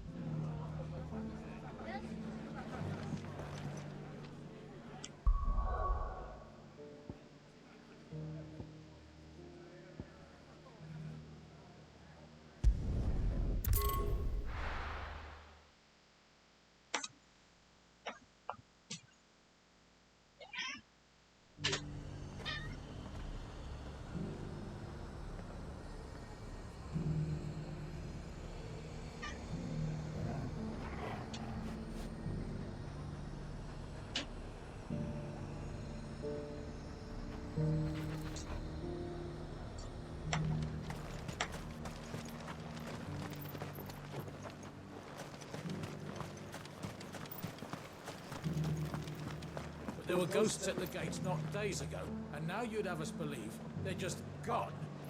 I would. And I'd thank you to trust us. Unless you fancy picking up a sword yourself.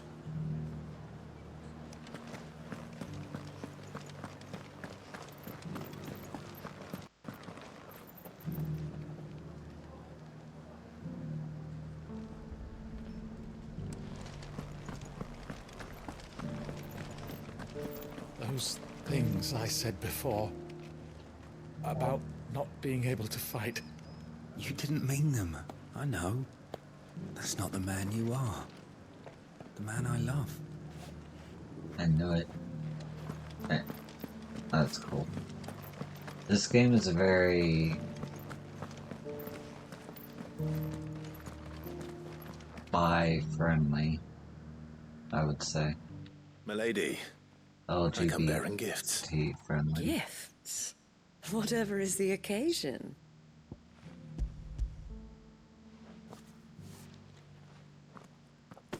Oh my. Clive, you really have outdone yourself. Otto asked me to give it to you. To settle the Hideaway's debt with the Veil. And to compensate you for the time it took us to do so. You disappoint me, Clive. I thought you might finally be warming to me. Tell Otto he can keep his baubles. I tried to tell him as much the first time around. The man owes me nothing, nor does the Hideaway. My contribution to the restoration effort was made freely and willingly. It was the least I could do. You once told me Sid did you a kindness. I'd like to do the same. Please, accept it. For my sake. And for Otto's. For all of us. For all you've done. It is rather fetching, isn't it? Very well. Otto is lucky to have you, Clive. I doubt anything could ever replace his son. But you and the others at the Hideaway are the closest thing he has to family. Otto had a son. Long ago, yes. Sid told me Otto lost him when he was just a boy, and blamed himself for not being able to stop it. I don't know how it happened, whether there was anything he could have done, but it was clear that it weighed heavily on him. I didn't know. How could you have? I doubt anyone.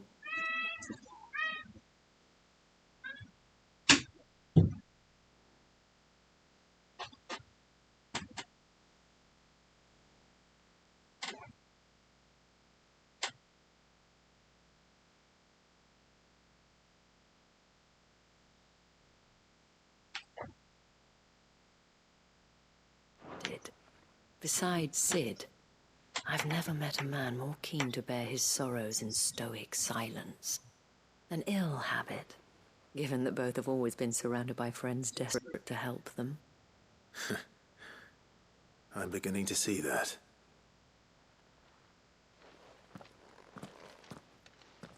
Go will want to know the stones were delivered. If he's still with us. Give my regards to Otto. And tell him I do so miss his visits.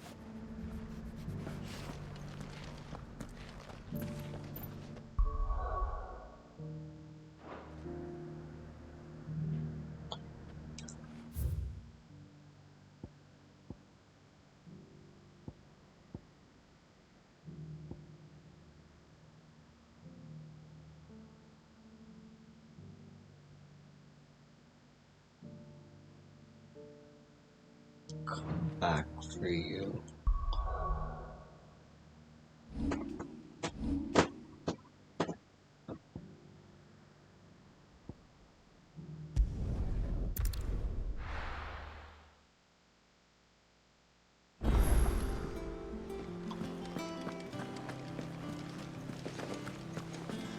Did you see that?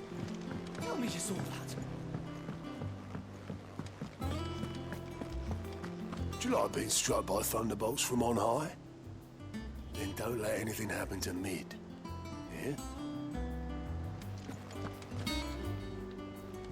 Goat. Still alive, I see. So Lady Karen accepted the ruby. Ah, about that. I tried my best, but she was just too stubborn to take it. She threw it right back in my face, in fact, and told me I could stick my stupid stone where the sun don't shine. Karen refused payment. I hope it wasn't something I said. I'm sure you were as tactful as ever. Let me see what I can do. Oh, wonderful. I hope you have better luck than I did.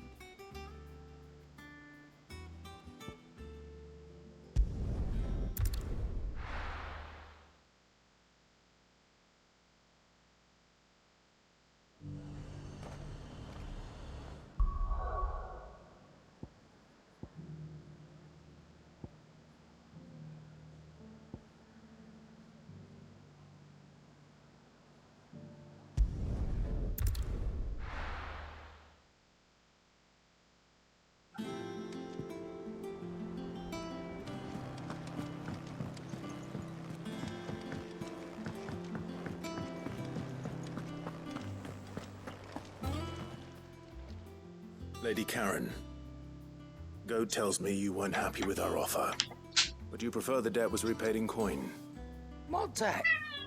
I don't recall lending any of you lot me hard-earned gil.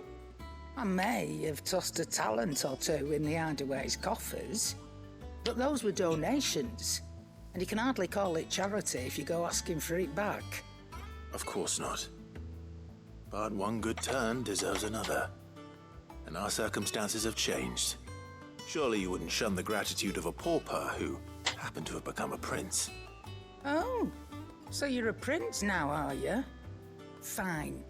But I'm selling it and taking what I'm owed, then you're getting the rest whether you like it or not.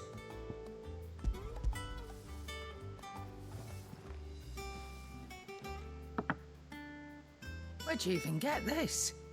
A decent trader might nab 1,000 talents for a star ruby. A canny one, meanwhile, might claim it were nicked from the belt of Sid the Outlaw himself and ask twice as much. Might be I already have a buyer in mind. Might be you even know her. A fine continental maid whose beauty's only eclipsed by a guile in commerce. You wouldn't mind, would you?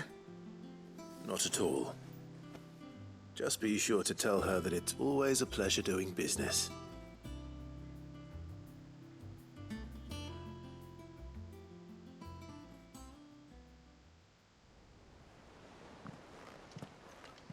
I hear you ended up delivering all 3 stones. Thanks to this lump. I sometimes wonder what I paid for. Speaking of which, I still haven't been paid last month's wages. Oh, so you remember what's owed to you then? Get your ass behind that disc of yours and don't get up before those ledgers are square. Right away.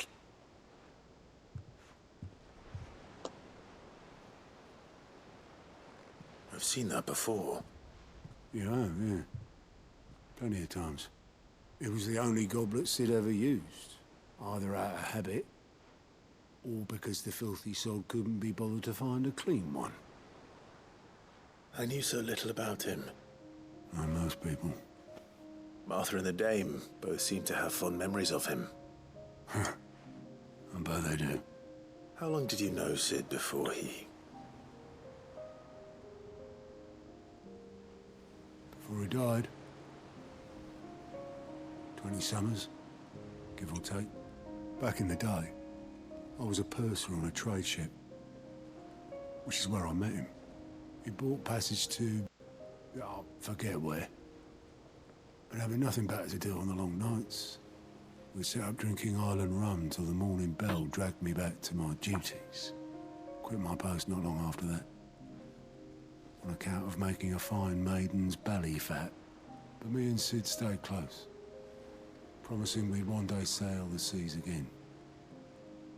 That was before fate stepped in and said she was having none of it. The magic woke inside my son soon after his first name day. And there was no hiding his knack. Couldn't you and your family have? My family were the ones who summoned the constable.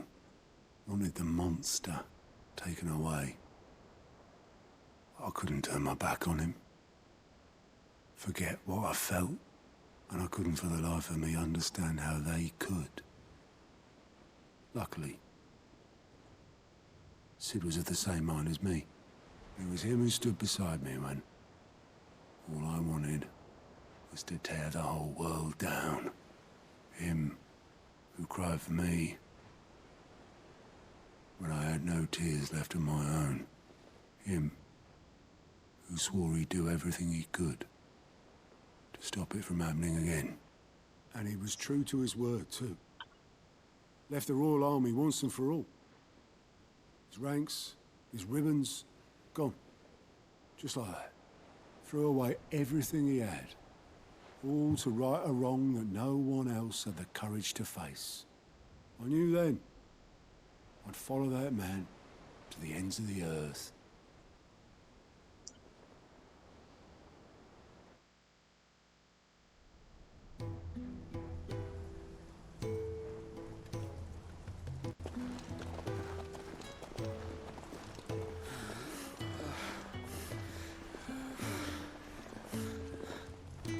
He was always too clever for his own good, was Sid.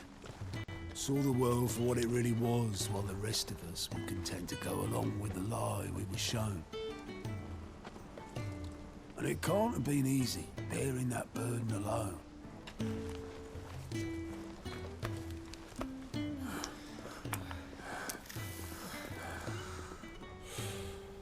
But he didn't let it stop him. He never lost faith in what he believed was right. And that gave us faith in him. Faith he'd steer us true. So I swore to myself that I'd always be right behind him, ready to catch the stubborn sod, if ever he should fall.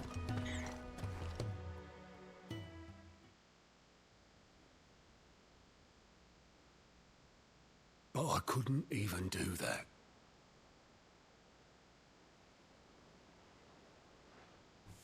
Ignore me. Just the ramblings of a tired old man.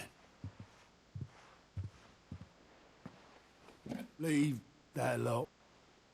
I'll tidy it up in a bit.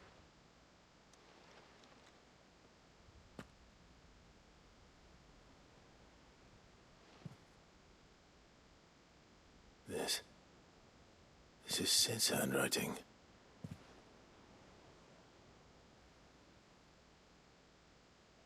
Dear Otto. I may be drunk, but I wanted you to know this place would be fucked without you. Love you, you grumpy old sod.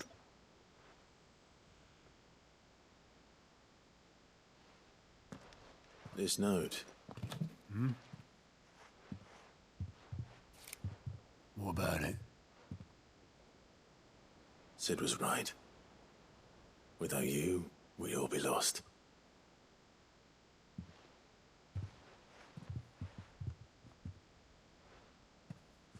He should have bloody well said so then. Just once. Before he went. But then, why would he? Him, or anyone. I'd only have told him to piss off.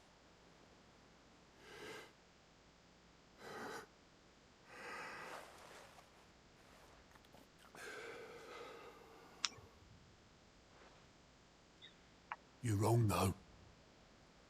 Both of you. It was never just me keeping the hideaway afloat. It was all of us. I just shoved people in the right direction. I barely seem to be able to do that anymore.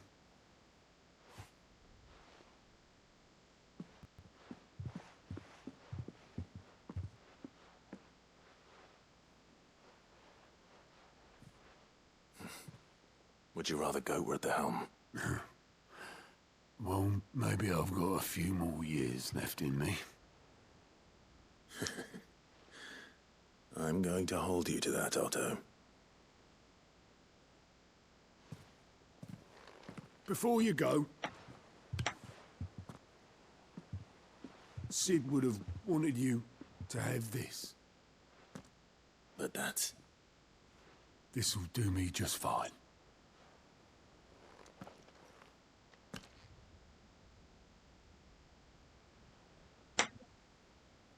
Thanks for the ray of sunshine. I'll see if I can't pay you back. Already have.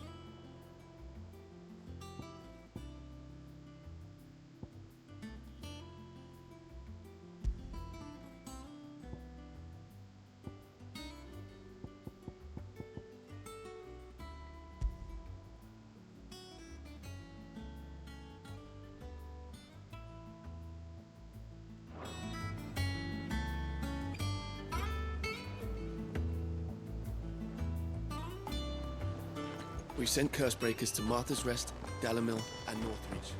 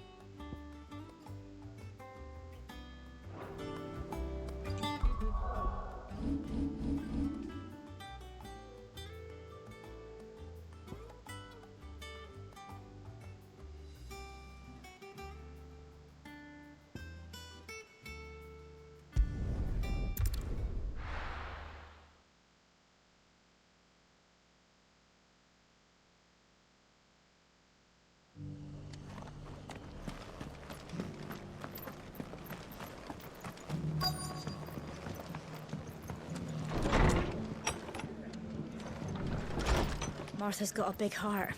It's a pity there's so many who are happy to take advantage of it. Sorry, but if you're looking for a bed, there's none to be had right now. We're already sharing our cots with masterless bearers and those who fled the floods, and more seem to wash up at our door every day. Have you heard the latest from Twinside? That the Empress is no more? Never trust an owl bearing good news, I say. But if it is true, we might finally have a chance to get our country back. The fates seem bent on driving me from my inn. But if they want me out, they're gonna have to try harder.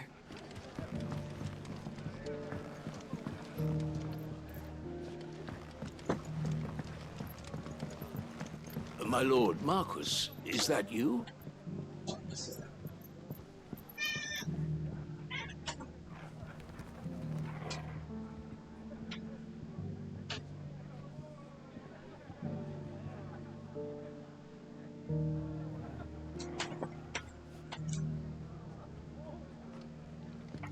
It is you. Then you received my letter. I am Sebastian Rutherford, Chief Steward of your Lord Uncle's estate. Of course.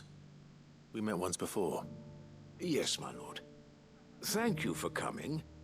And what was so sensitive that you couldn't put it in writing? 1,000 apologies, my lord. I did not mean to offend. I merely... It's all right. Continue. I am here at Martha's Rest, at the behest of your Lord Uncle, tasked with learning what I am able of the realm's current state of affairs. And what I have learned is grim. The fall of the Mother Crystals has left Storm in a state of utter disarray. The subsequent darkening of the heavens has only made things worse. Akashic attacks, once unthinkable, are now commonplace. The gears of governance have ground to a halt, and without a steady hand on the tiller, the realm threatens to drift into utter chaos. Your Lord Uncle, however, believes there is a way to avoid this fate, and is determined to see it set in motion. That sounds like quite the undertaking. It is. Hence my having enlisted the aid of several colleagues serving the 7 high houses. Alas... Alas. I'll be back.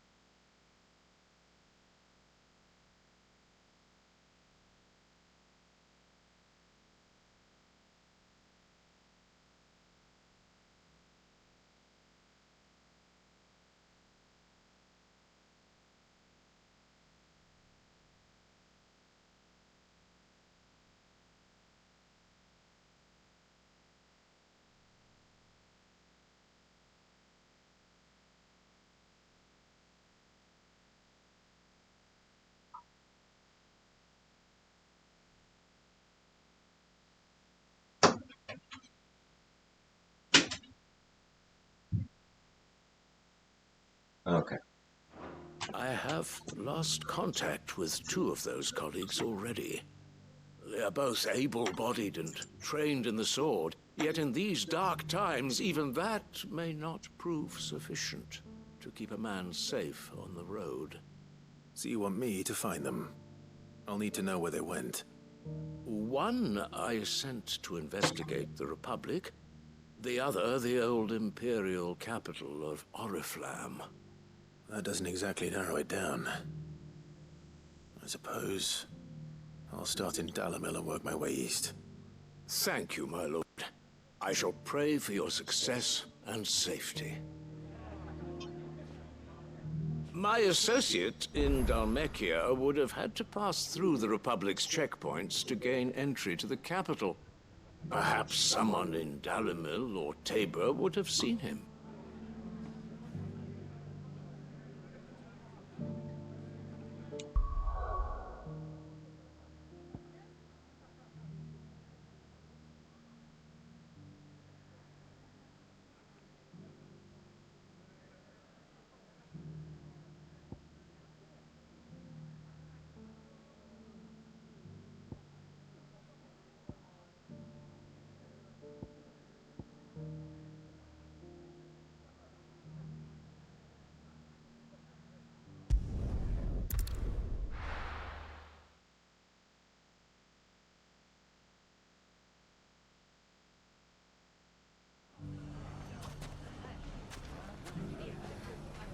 It's not going to be easy finding one man in an entire republic.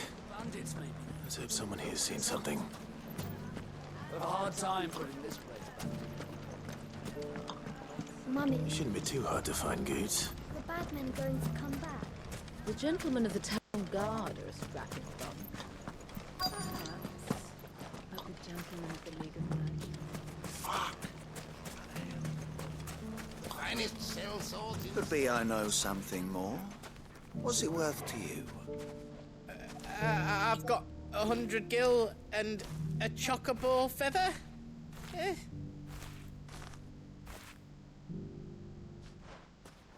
Clive, listen! I found someone who says he's heard the rumours about Nan. Have you? Go on. Tell him what you told me. All right. It's like I said. A wizened old crone by the name of Karen's been selling steel to whoever will pay her price, be they knight or knave. Says the more swords and spears she puts in people's hands, the more war they'll wage. And the more war being waged, the more call for swords and spears. And who will they all turn to keep them in steel? Why, the good Reaper herself. And you've seen this Reaper at work? Aye, it just so happens I have. You'll find her right here plying her trade most days. Here in Dalamil? Where exactly? She has a stall here in the market, but if you're not the patient type, you can probably find her at her storehouse on the edge of town. But it'd be a bolder man than me that braved that particular nest of vipers. Feeling bold, traveler? I hope so, for your sake. Now, if that's all, I have places to be.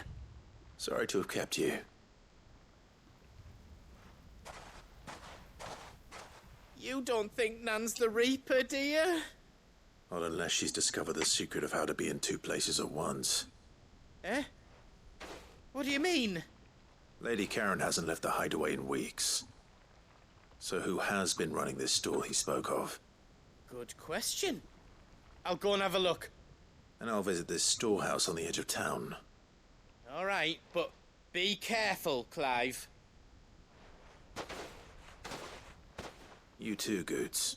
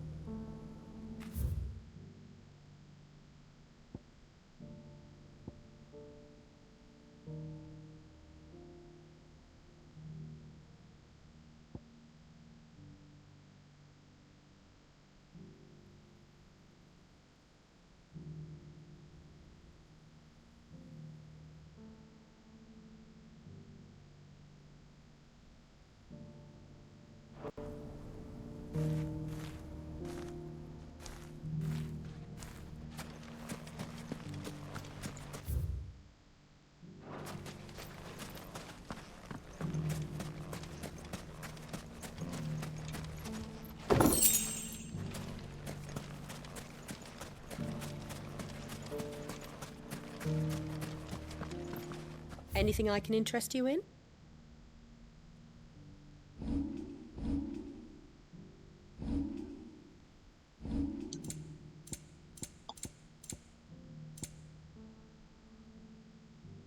with Gilbert.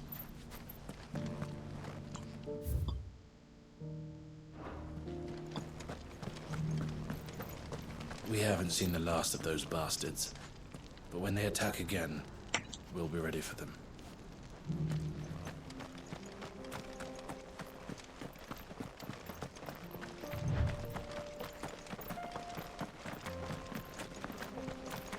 Someone's got himself in trouble.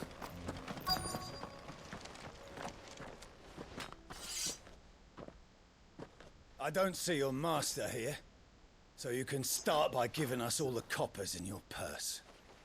I already told you, I have nothing. Then maybe we'll take that pretty outfit and the steel you're wearing. Please! These men are trying to rob me! I'll deal with this. Thank you. You that one's master, then?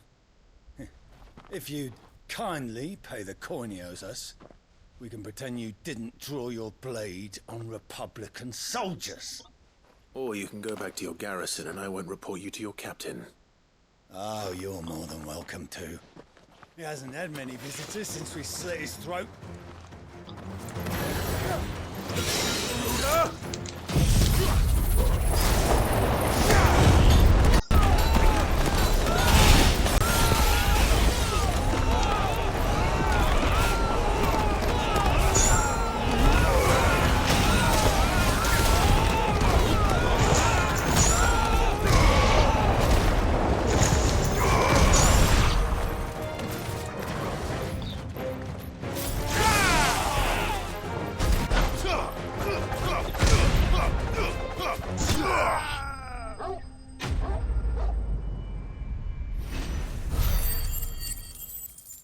Well, that was cool.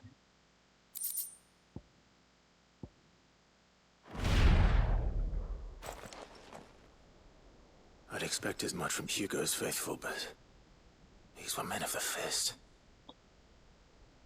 Much has changed in the Republican army since they lost their rock. You've seen this kind of thing before, then? Many times. I was sent here to observe the situation. You're one of Rutherford's men. He sent me to look for you. Well, then you have my thanks. I fancy I could defend myself against one, perhaps two, but a whole regiment. I arrived in Dalamil several days ago, but when I called upon the captain of the local garrison to make inquiries, his men confiscated my effects and locked me in a cell. The captain is no more, and his men make the rules now. Fortunately, I was able to bribe my way free, only to be stopped again by those soldiers you so kindly dispatched. What of the Fist's central command? Surely they wouldn't allow such lawlessness amongst their ranks. I would imagine they are unaware of it.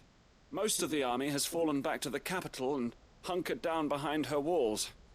Those who weren't recalled now rule the fringes unchecked, answering to no one but themselves. Then it's worse than we imagined. You should return to Rosaria. It's not safe here. I'll find a caravan heading north. You won't mind if I borrow one of these soldiers' coin purses?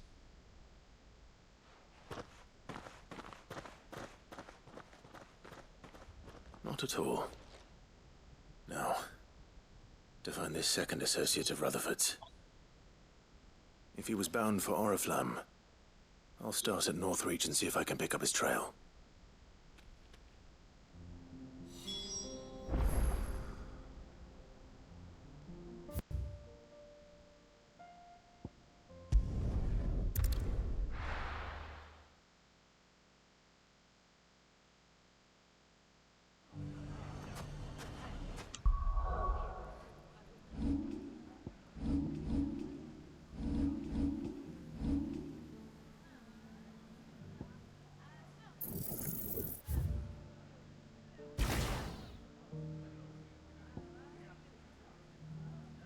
Ooh, so close.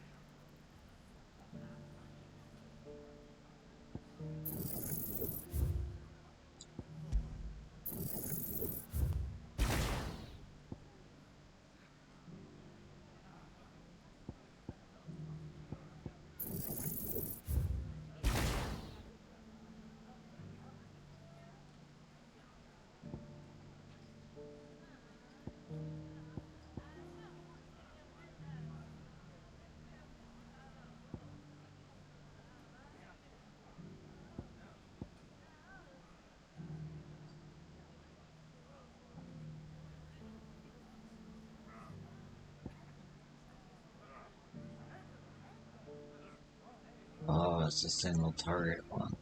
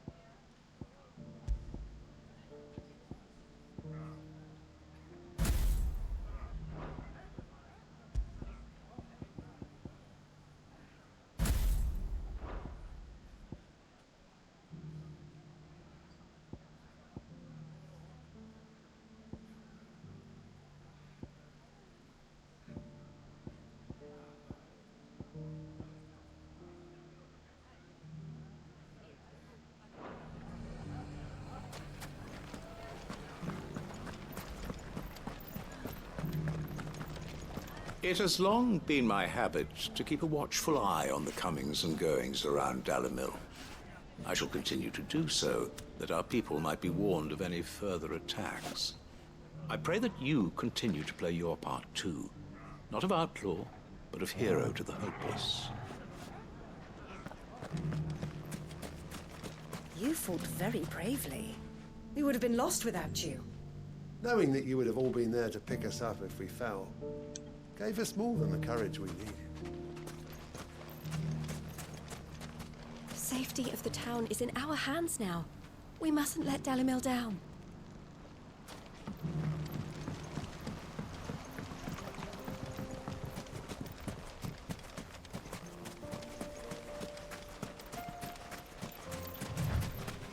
Time to brave the Viper's Nest.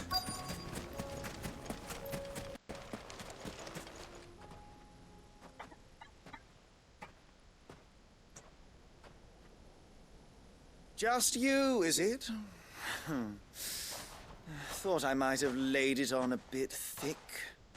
It was a fairly unconvincing tale. So, what now? That's up to you. Die a slow death, or a quick one. Boys, he's all yours. But that sword is mine.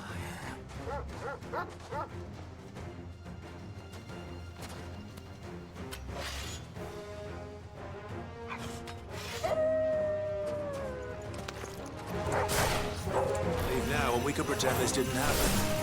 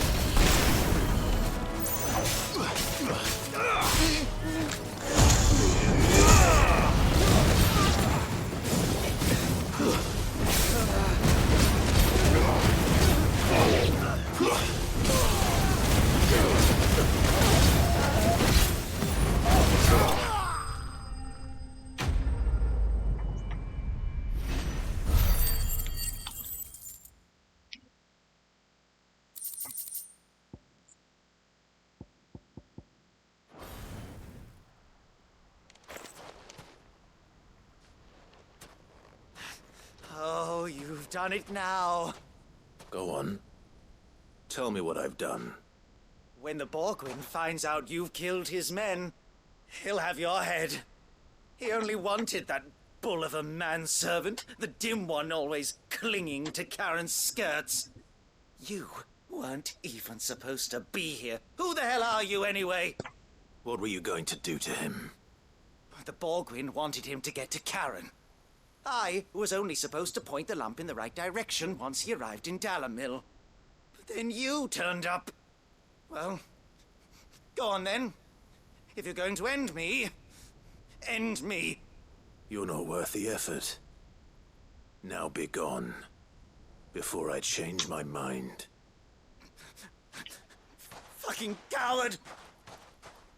I need to find Goots. Right now.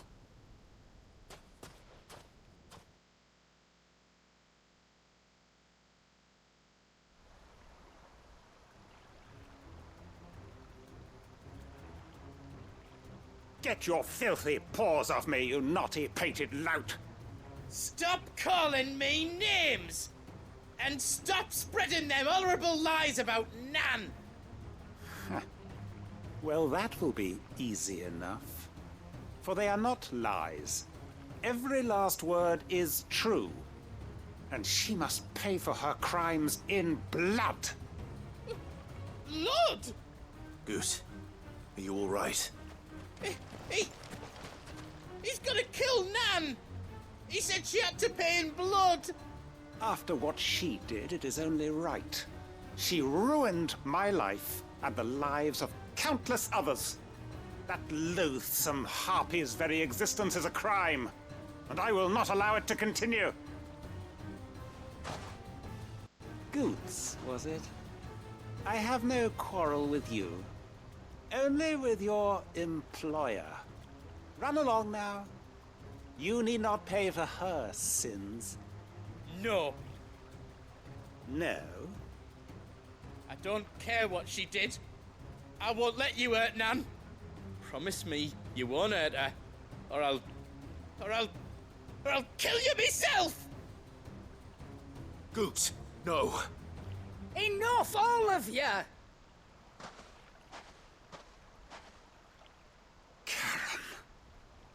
But how did you? You're a sight less clever than you think you are, the pair of you. Did you think I wouldn't notice the two of you slinking off together? Well, the whole thing got me thinking, who in Dalamil might bear me a grudge? And a certain snivelling shit I ran afoul of in my fairy years came to mind. Though it was just Bogan back then, wasn't it? I thought the years might have taught you some sense, but I see you're the same pants-pissing craven you've always been. What was it we called you? Wet legs? You bitch! Everything was all your fault! And now you'll finally pay for what you did to me!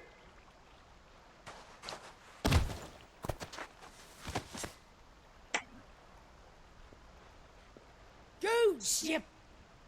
If you want a piece of Nan, you'll have to go through me. Fuck! You great galoot! Out of the way, I can handle this myself. So, wet legs, you remember what you told me when we last met? An eye for an eye. Wise words, Sam. Wise words. And now, it's time to collect. God damn.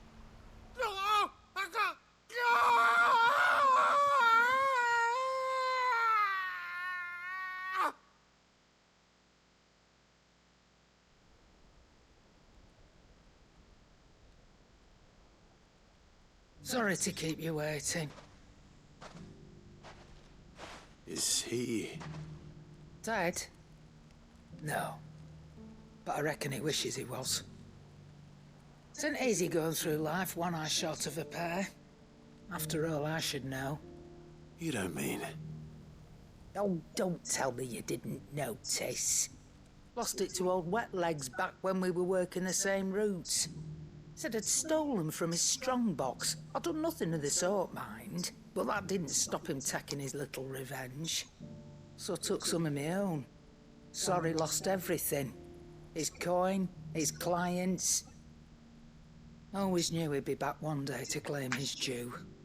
But he crossed the line dragging poor Goots into this. He didn't hurt you, did he? No, Nan. Still got all my arms, see? Legs too. But what if he comes back again? What if he does? First we take the other eye, then we work our way down. He'll learn his lesson soon enough. But something tells me the Wet Legs has learned it already. Right. Let's get you back to the hideaway. You've attracted quite enough attention already. Ta-ra, Clive. Remind me never to cross you, Karen.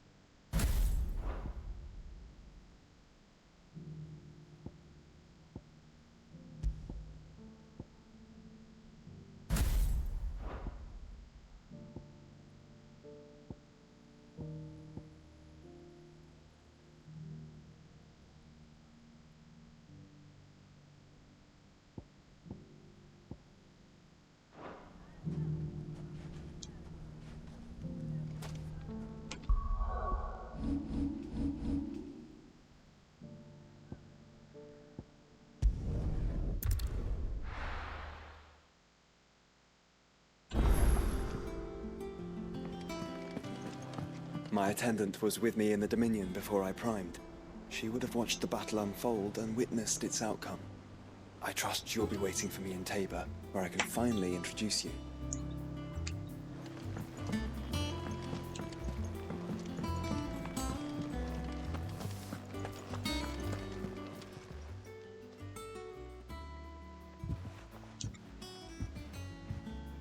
Nothing like a dish of cold vengeance to foul the gut. I'm sorry, Nan.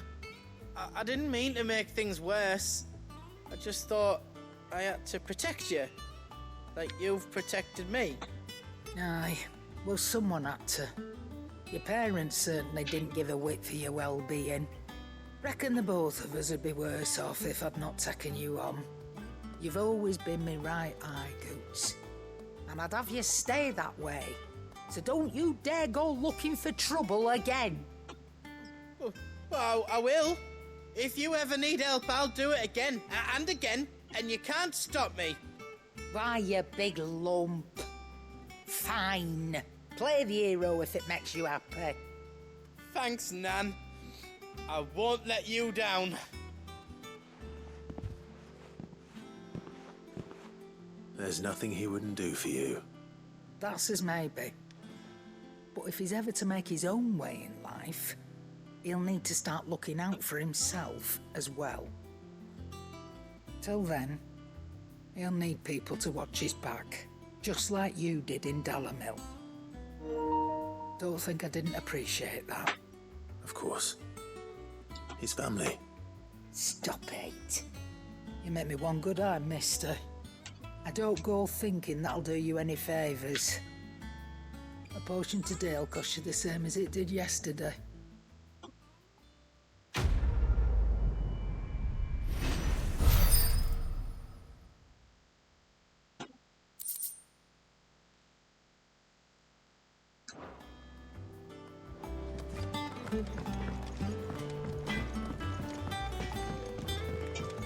Think this means Nana let me go out on my own more?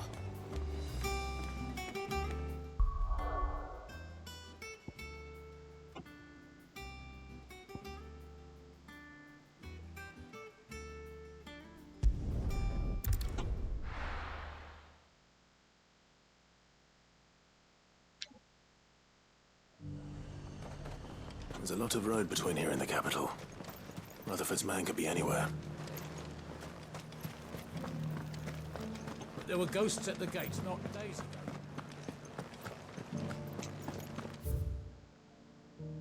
Oh. Going the completely wrong way.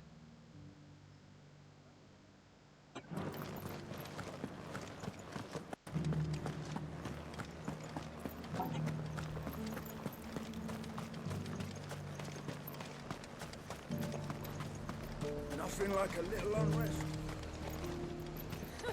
Let the dame hear you say that.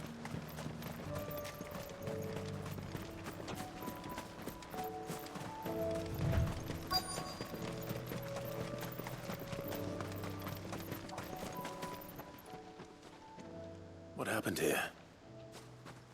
If you're with the others, they've already relieved me of my belongings. I'm not. I'm looking for someone who was sent here by a man named Rutherford. And then you found him. I'm Alistair Rockford, attendant to the Lady Ariane of House Wellesley. Of the 7 high houses of Rosaria. It's been a long time since last I saw my great-aunt. Is she well? My Lord Marquis? Yes. Yes, she is. The Lady Dowager has granted me leave to assist your Uncle Stuart. I was on my way back from the old capital when I saw some villagers being robbed on the road here. Bandits? They looked more like field hands, but it didn't matter in the end. I did what I could to help the victims, but all it earned me was a pommel to the temple. Which way did they go? South, toward the gate. All right. I'll take care of them. Founder knows I've met enough of their kind. You head back to Northreach, visit the Vale, tell them I sent you. Thank you. I shall. Founder be your shield. It was only a short while ago that I was assaulted. If you hurry south, you may find those who did this.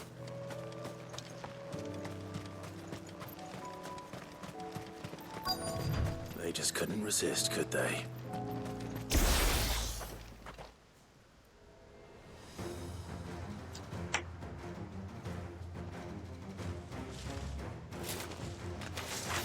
This one's ours, pretty boy.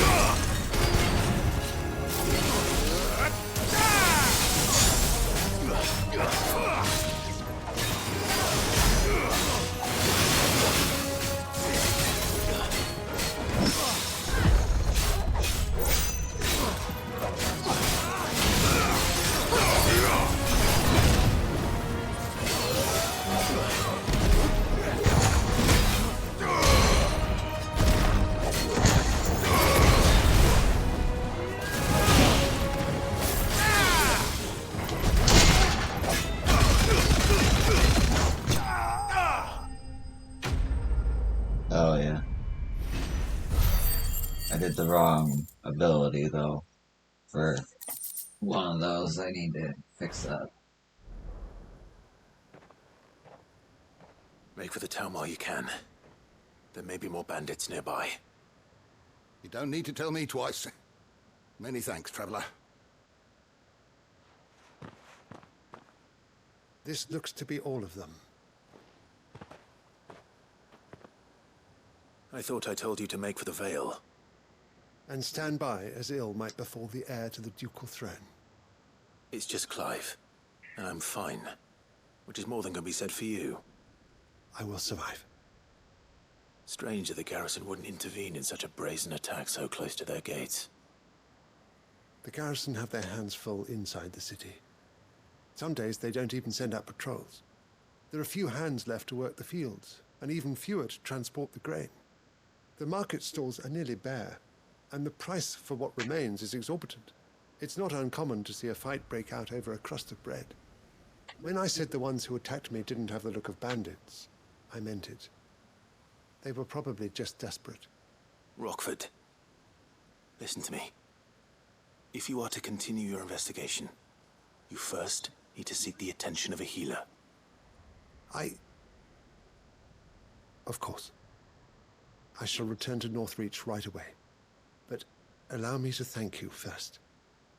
Had you not happened along, Don't thank me. Thank Rutherford. It was he who sent me. I suppose he'll be wondering where I've got to. I shall send a Bastolus as soon as I'm able. Good day.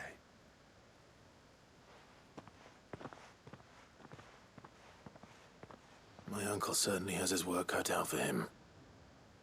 If it isn't already too late. I should go and tell Rutherford that his colleagues are still in one piece.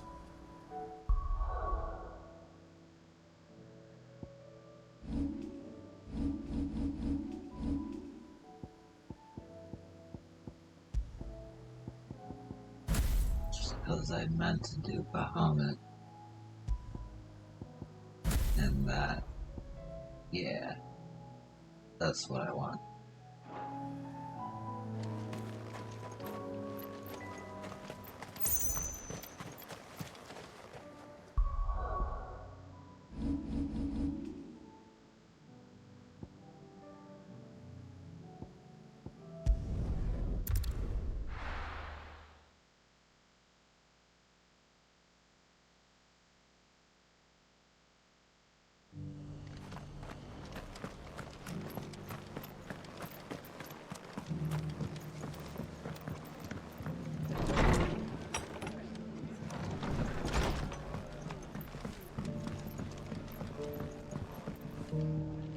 I see you're still here.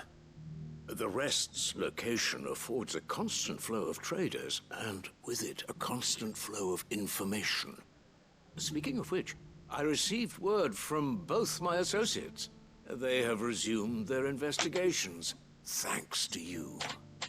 I only happened to be in the right place at the right time. They both seem to think the realm's prospects rather grim. I am afraid that grim would be putting it lightly. Storm is in crisis, and if we are to free her, we must work quickly. And we must work together. Such is your Lord Uncle's wish. As it is mine.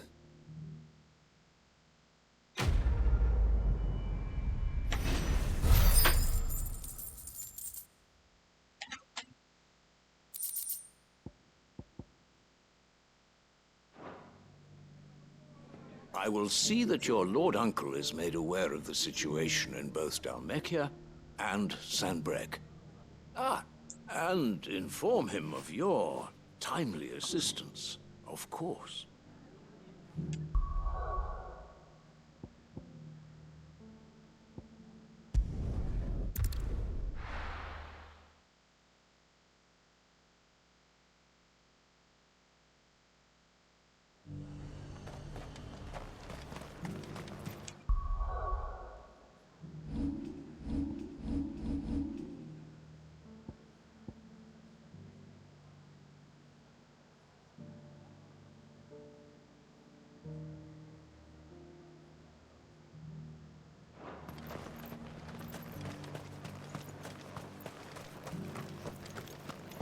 There were ghosts at the gates not days ago.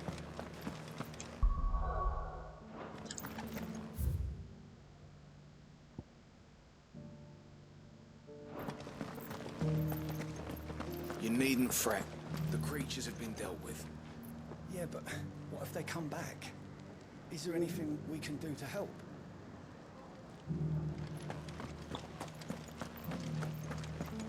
The legionaries lay limp and lorn, both heads and swords hung low. But at her touch they did rise up to meet their blue-eyed foe.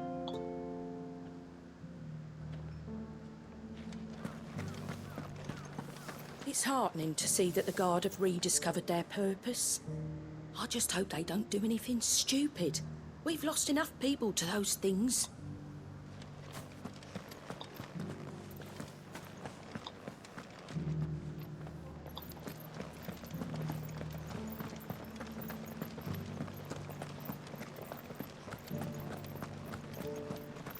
We had a herald from the Dominion. Said Twinside's fallen and the Emperor's dead. And the Empress. And the Prince. No one left to rule. Empire's done for. To the meadows, then. That's what the captain said.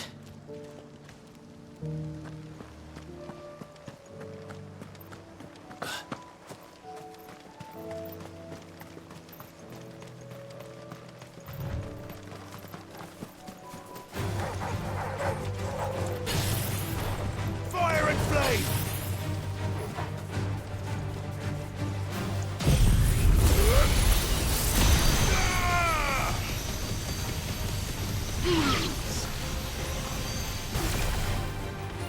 I don't like that one at all.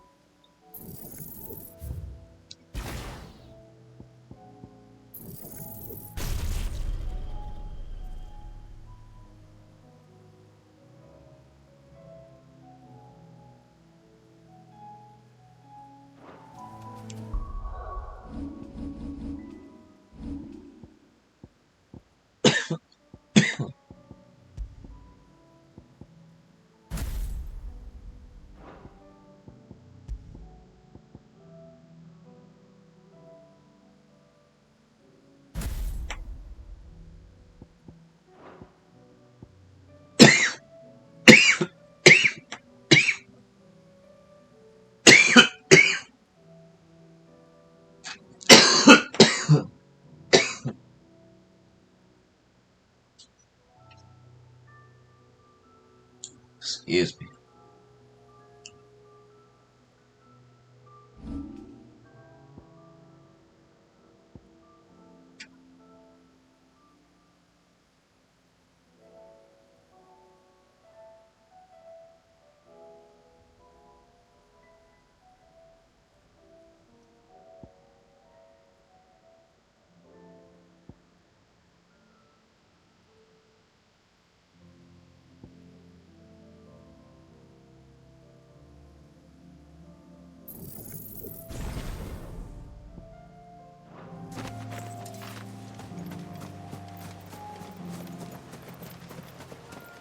Hippocrates said I should be able to find what I'm looking for somewhere nearby.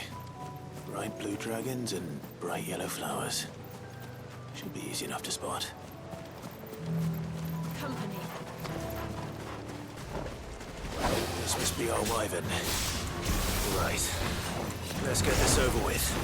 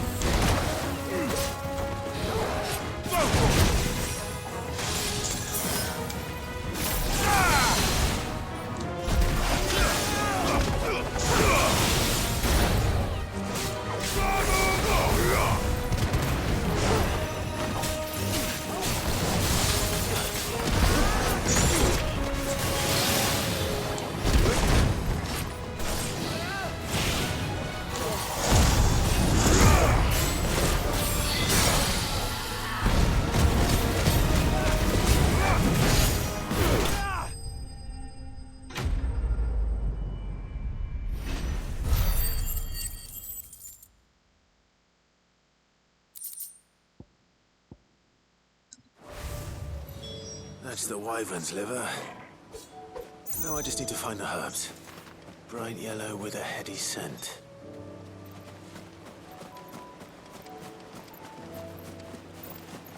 Okay, I think I'm gonna keep this layout.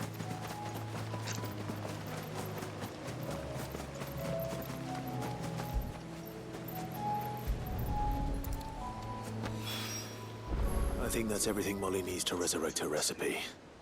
Better head back.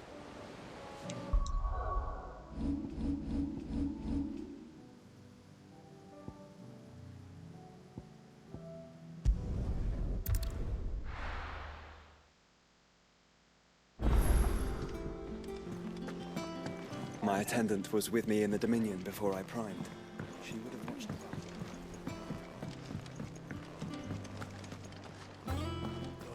battle cries of dread worm die.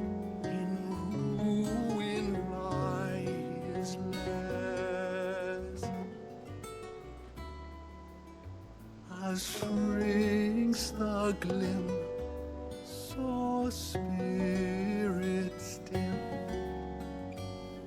unanswered call,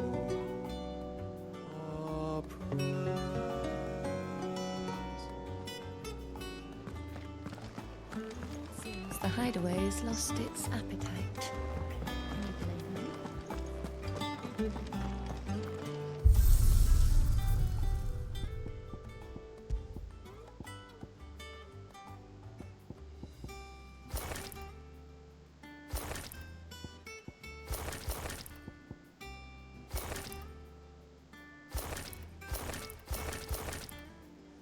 That does look good, but he looks better in his canon outfit. Everybody looks better in their canon outfit, to be honest.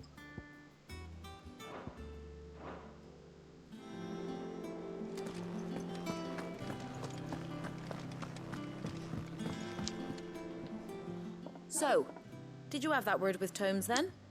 I did, and he was as helpful as ever. He told me exactly where to look, in fact.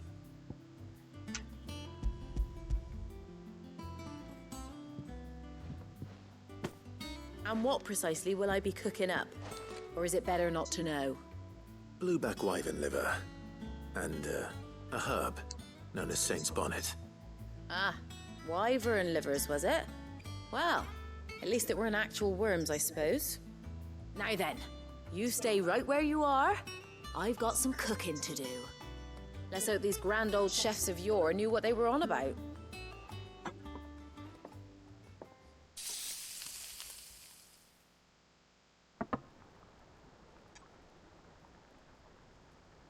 And here we have it.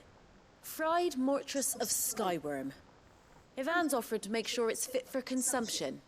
Well, I say offered. He as good as begged. And rightly so. Is there any higher honor than partaking in a slice of culinary history?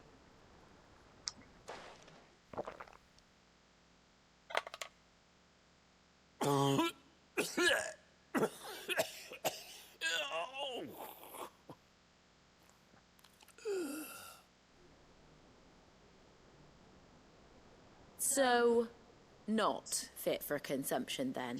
What witchery is this? The crackle of the crust gives way to an almost violent richness. Yet, it is the piquant kiss of the Saint's Bonnet that tames this savage dish. It is a tour de force. A force of nature, even. A maelstrom of flavour and sensation. A graceful beast emerging from centuries of slumber. I think he likes it. Well, I can't quite tell with all that nonsense he's talking. But I reckon you might be right. It was decent then, I take it. Decent? It's remarkable. And I defy any man to say a word to the contrary.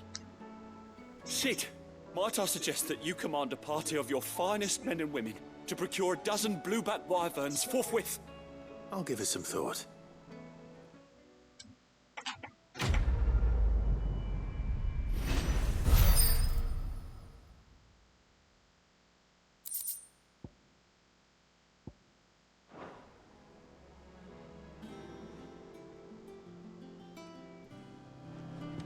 Seems the hideaway's lost its appetite. That book may be a veritable treasure trove, but the recipes are hardly what I'd call honest fare.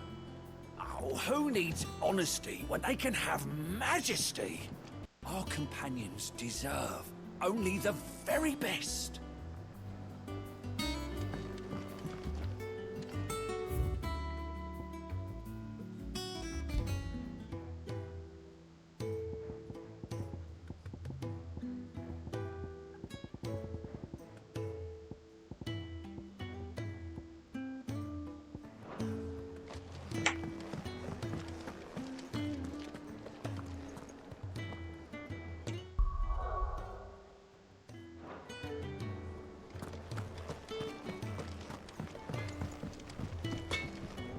Trouble with your gear, or so will it be?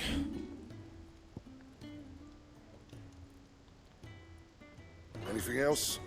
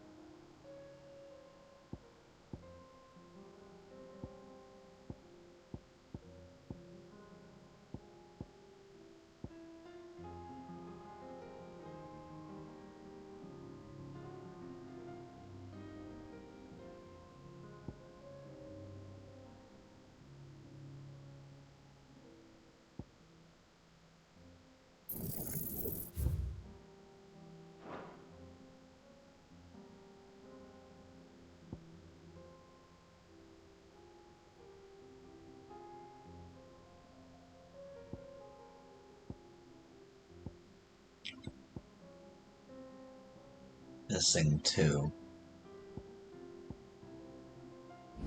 Okay.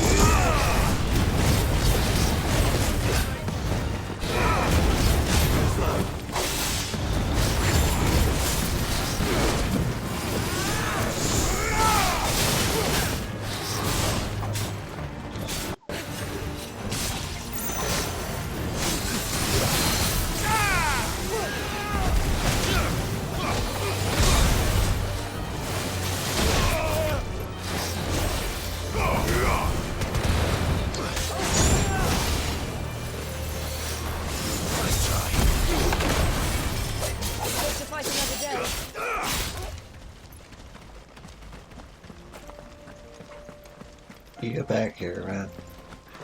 What the fuck? How do you get full health?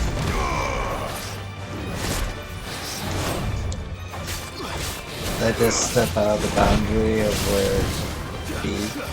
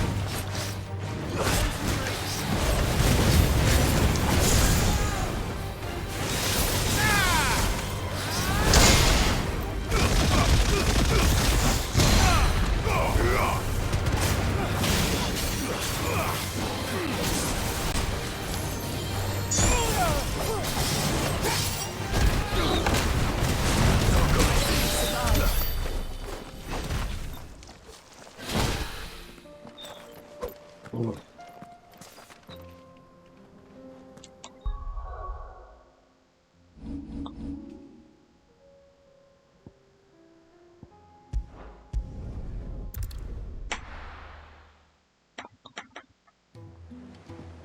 Real quick.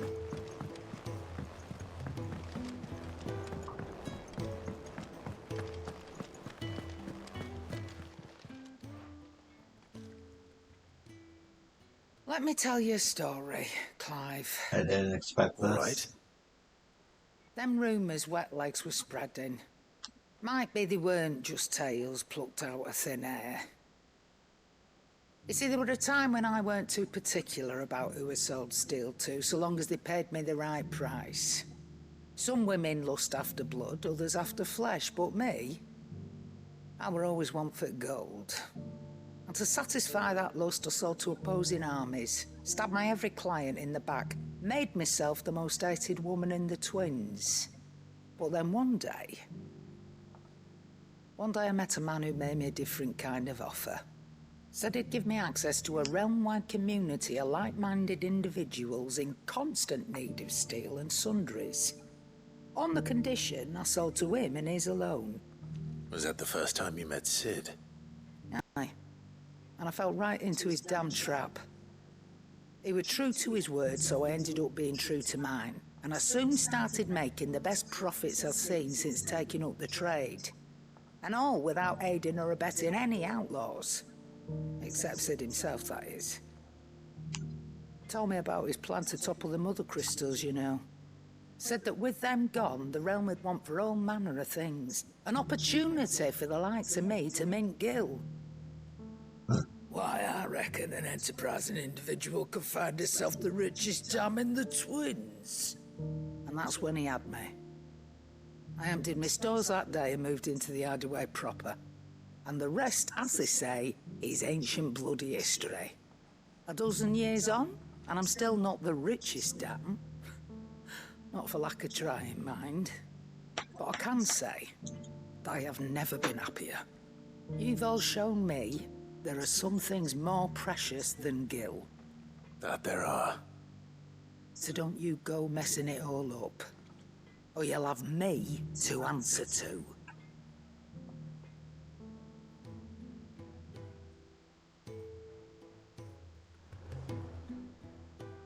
Still alive, are you?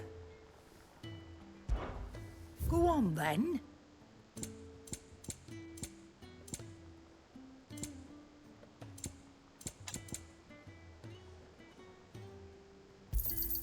It'd better all be here. You're rubbing me blind, you know.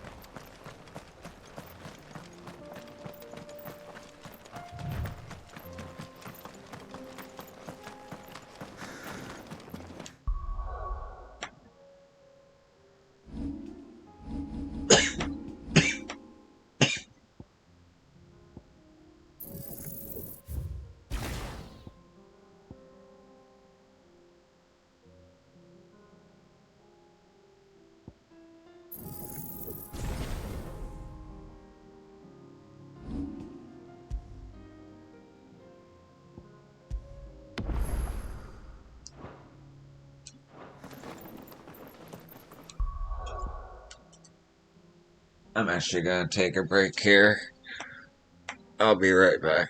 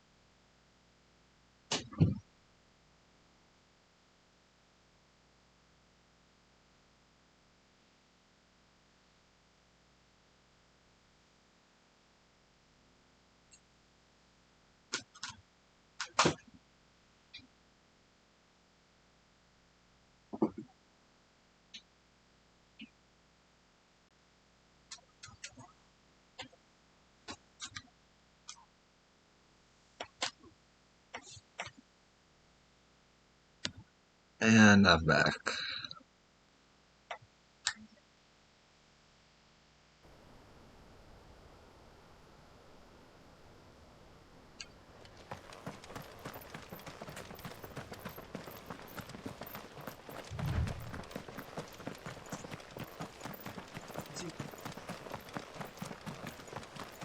We can use the ruins to cross the ravine.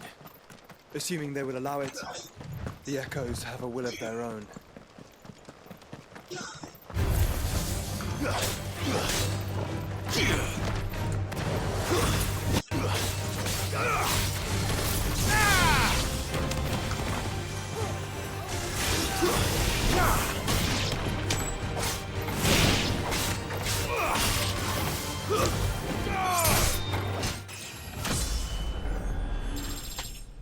Nice.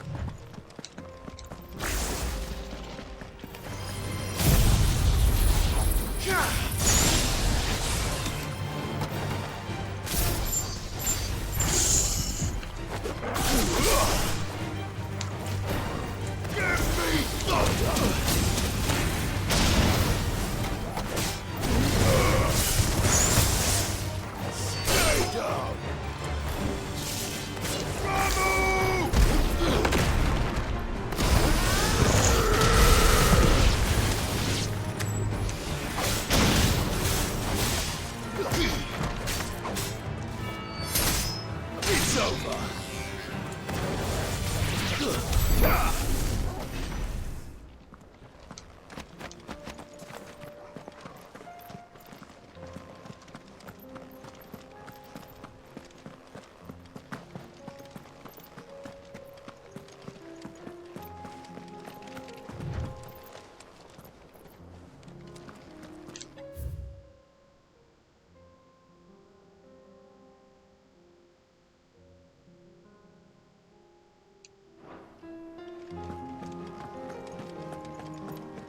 Oh, the music.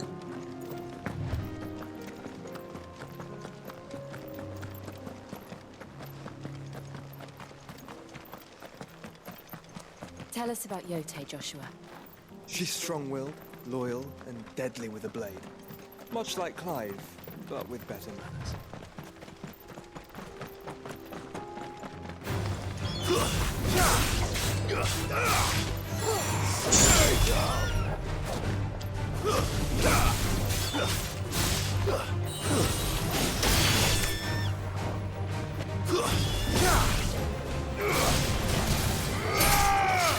It's over.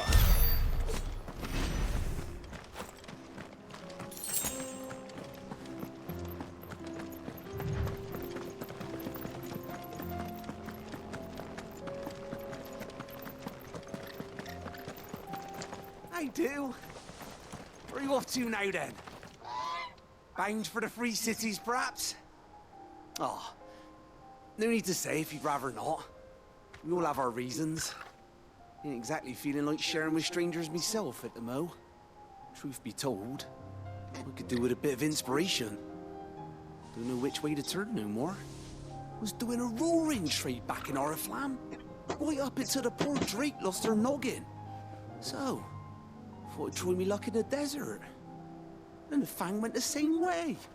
And don't get me started on the mess in the bloomin' Dominion. Suppose I could try Camber next. But no, my luck. The old place be crawling with the works before I'd even sat out me stall. But as I always say, where there's crisis, there's opportunity. The opportunity to mint Gil, that is. So, where to next? Is there any money to be made in Ash? Do orcs even carry Gil?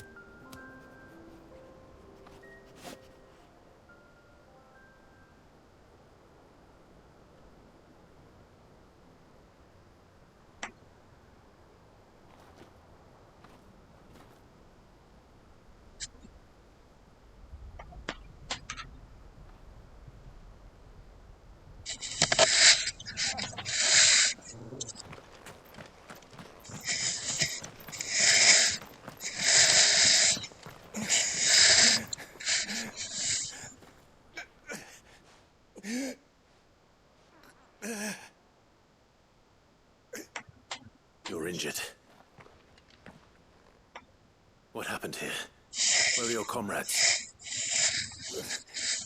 Ether flood. Up ahead. It swallowed our camp while we slept. My own men did this. Turned every last one of them. There's a village not far from here. Tabor. The people were kind to us. It's only a matter of time before they won't stand a chance. We can't let those monsters reach the...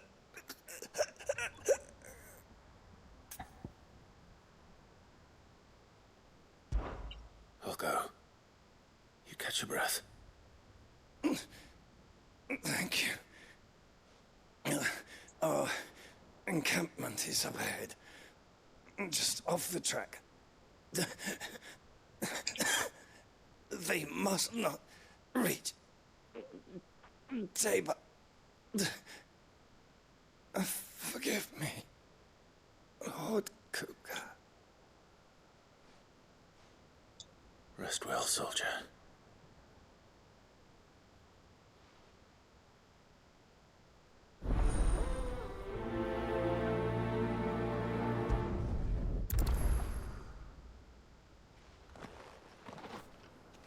You said the encampment was close. Let's hope the Akashic are still there.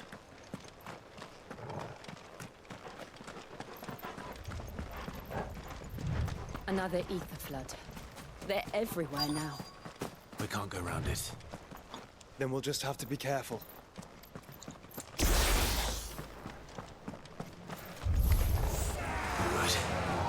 I got here in time.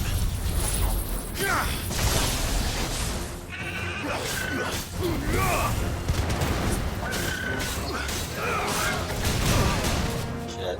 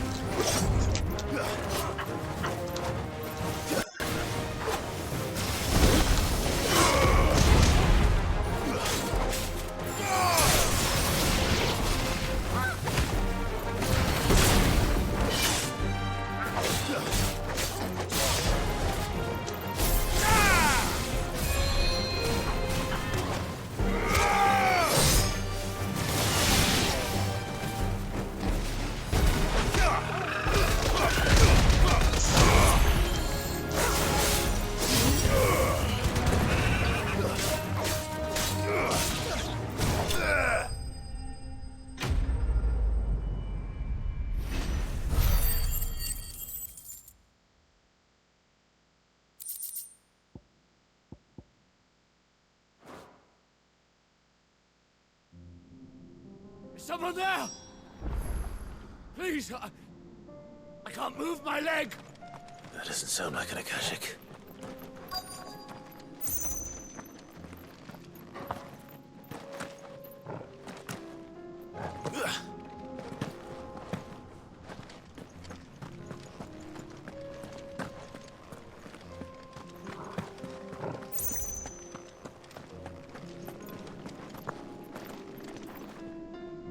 You're with the battalion? I am. I heard the fighting. Are the others? Taken care of. One of your brothers in arms told me what happened and asked for help. Another survivor? Where is he? Tell me. His wounds were too deep.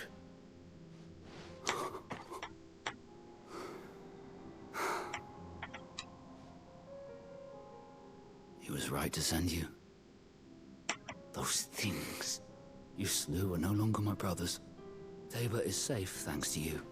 Here, you've earned it.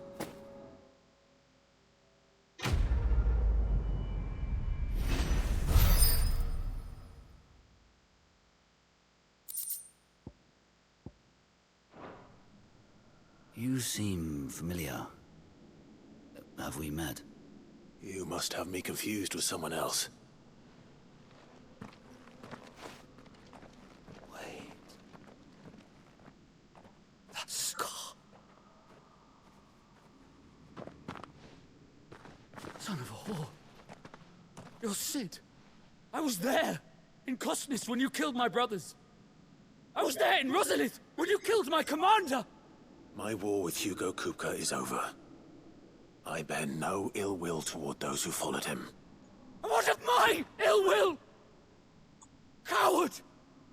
Draw your steel. Lord Kupka shall be avenged!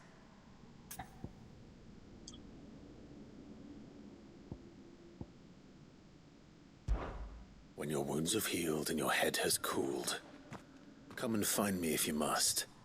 Though I hazard your life would be better spent in service of those who need it. Or have you forgotten your oath to the Republic? My oath? What would you know of oaths? I know how hard they are to keep. Which is why I'm giving you the chance to keep yours. No. I won't be deceived. Lord Kupka told us of your crimes. You are an outlaw. A murderer, not some Man. Like you or anyone else.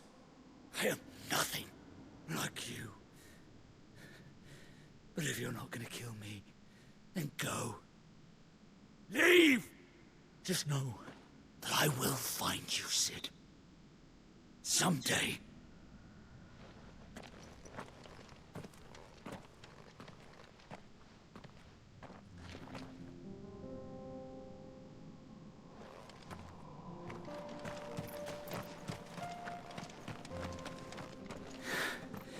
You will regret not killing me when you had a chance, Sid.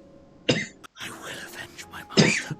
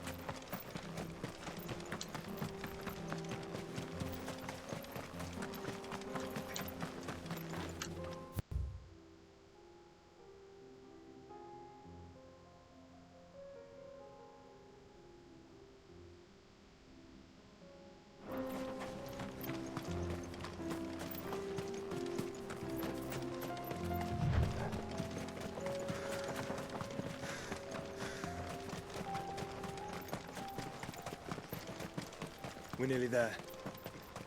Have you been to Tabor before? There are a few places I haven't. Welcome, travelers. We don't get many visitors here in Tabor.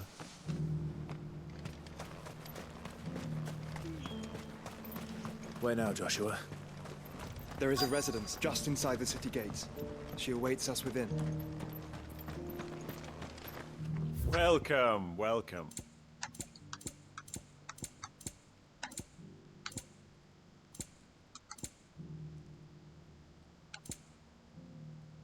Take care. What brings you to our humble village, young man? If it's our artisans you're here to see, then please. But do try not to interrupt their work.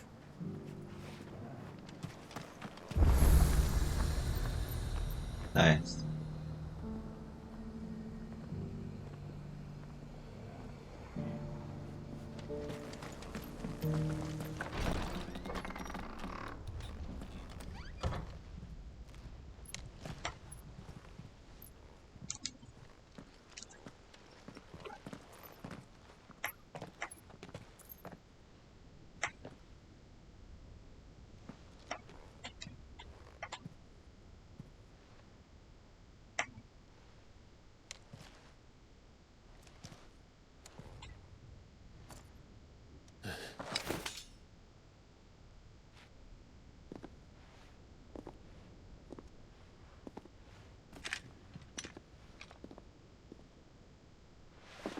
My Lord Marquis, it is an honor. I am Yote, Knight of the Undying, charged with the protection of His Grace Joshua Rosfield, Keeper of the Flame of the Phoenix. Of course. It all makes sense now. Would you care to elaborate? The Undying are loyal servants to the ducal throne. Or more specifically, to its heir. They have served our family for generations, albeit from the shadows. Since their inception, they have been tasked with the preservation and enactment of the rites of ancestral communion. After the events at Phoenix Gate, it was the Undying who delivered me to safety. And since the day I left Rosaria, Yote has been my constant companion and protector. Without her sword, I would not have survived my journey across the realm. Rise, Lady Yote.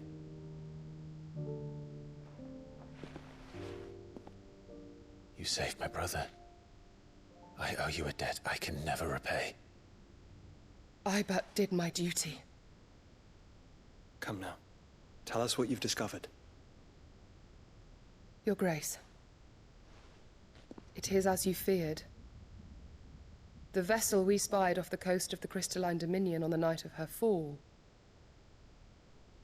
It was the Einherjar. Beyond any doubt. The Black Galleon. Joshua, the Einherjar is the Royalists' flagship. What business would they have in the Dominion?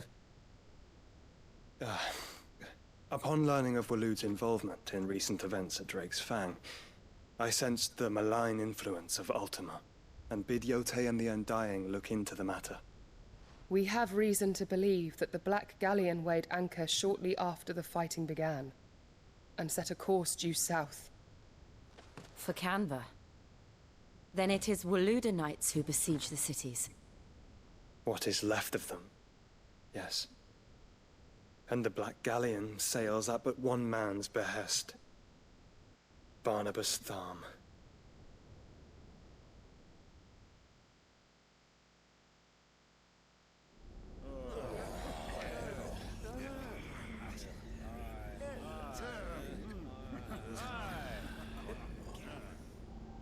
But are we truly safe here in the Agora? The city guard have been paid, if that's what you're implying. All the more reason for them to run. Well, you are free to leave, Lord Minister. Markets abandoned, warehouses aflame, blackened hulls choking every port in the capital. Canva is ruined. The realm teeters on the brink of chaos, and all you can think about is commerce! Forgive us! We were not aware Dhalmekia now subsisted on charity! How dare you!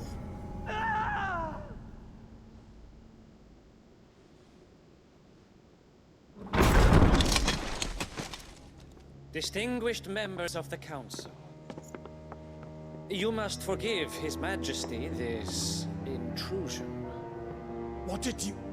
What is the meaning of this? A trifle crowded, but I fear it will have to serve, my liege. Very well. My colleagues, do you not see? The king! He has come to save us from the Akashic.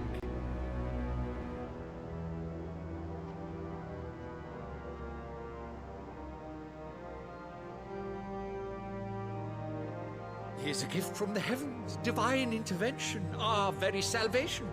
And of course, if it is compensation he requires, we would be most willing to negotiate a fair price for services rendered. Fools. Your ignorance unbecomes you. Your Majesty, correct me if I'm wrong, but I would swear that the fiends washing the cobbles of Canva with the blood of her citizens wear the colors of Waloed. Ha! So you do not deny it. Guards, fetter them, and see our guests to the dungeons!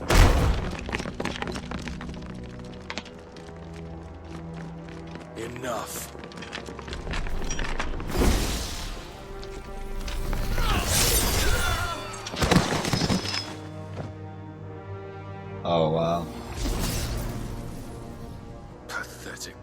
years.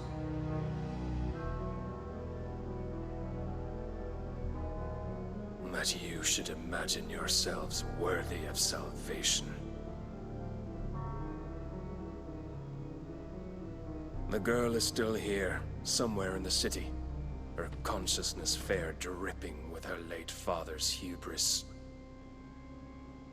A consciousness to which Mythos is inextricably bound and inexorably drawn. See that he is made welcome. Yes, Your Majesty. Come, Mythos. Surely the prince's light cannot have sated you.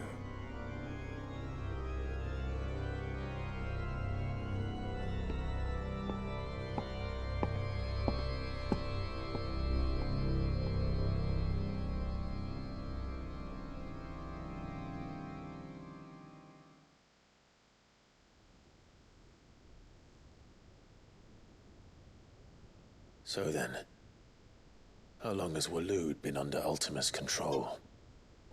How long indeed? Based on what we know of Barnabas's actions, I would guess some few years, mayhap more. But to what end? What does Ultima want? The tapestry. Show them.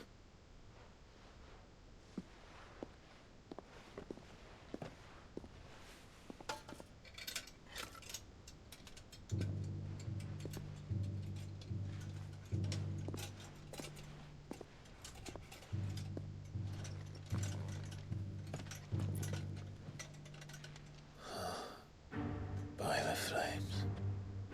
Phoenix Gate, Drake's Breath, and now here. But what is it? It is old, ancient, even. Naught remains of the faith it represents, save what can be gleaned from the image itself. None could tell me what the one in the apothecary meant, even the Undying. But I believe it may be the key to discerning Ultima's purpose. That figure in the center, the one beneath whom the icons congregate, that I believe to be Ultima. He is a god, or at least godlike. His very existence beyond our ken. The icons, and by extension their dominants, are meant to be his subjects, and while some, like Barnabas, have accepted this role, others have rejected it. Like you, Clive, which is rather inconvenient, as it appears he needs you most of all. And gods don't like to be disobeyed. No, I don't suppose they do. Clive, may I tell Yote of the lake? By all means. Yote, I will be accompanying my brother to the Free Cities. Whilst we are afield, I would have you watch over those Clive has made his wards. Umielos delan tuisag ilith. Though well concealed, the hideaway lacks trained fighters to defend its occupants should they be discovered. But it is my duty to... As it has ever been my brother's duty, remember. If that is your wish, Your Grace. But please be safe. If aught were to befall you, You have my word.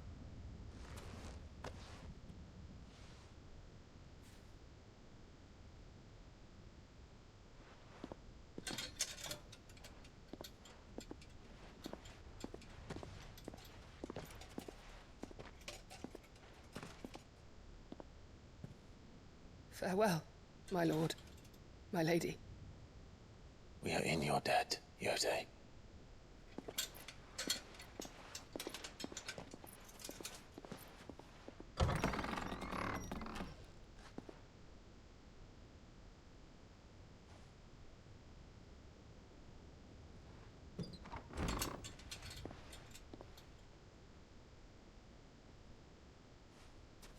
Let's find our friends.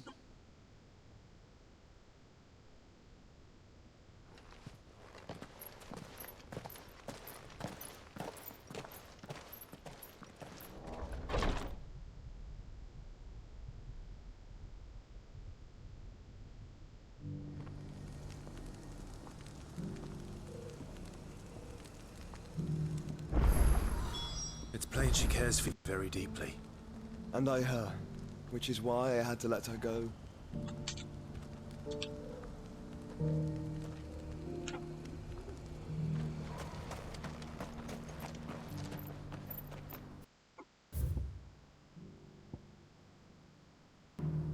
Opportunity beckons. Who among you is bold enough to heed her call?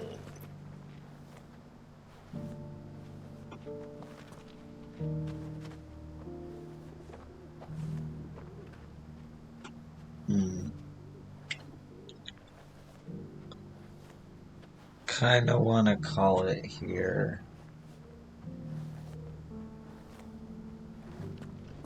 Time is it? 2:26. Streaming for 4 hours. Yeah, I'm gonna call it here.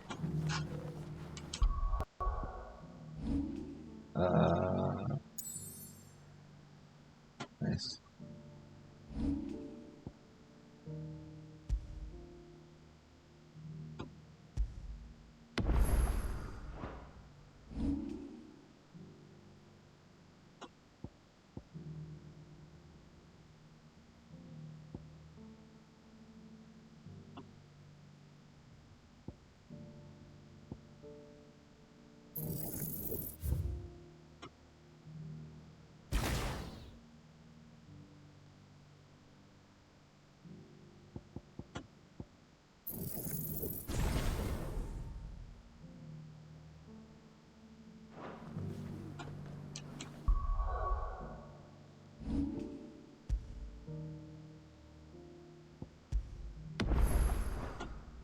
Okay, yeah.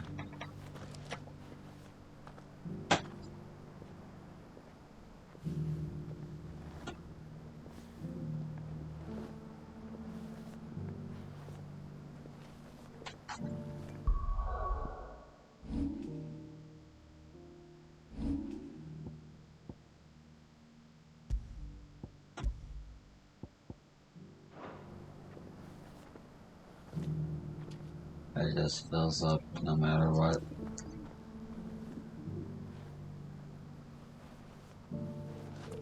Let me at least pick up these quests, actually. Or, nah, that'll be a good starting place for tomorrow.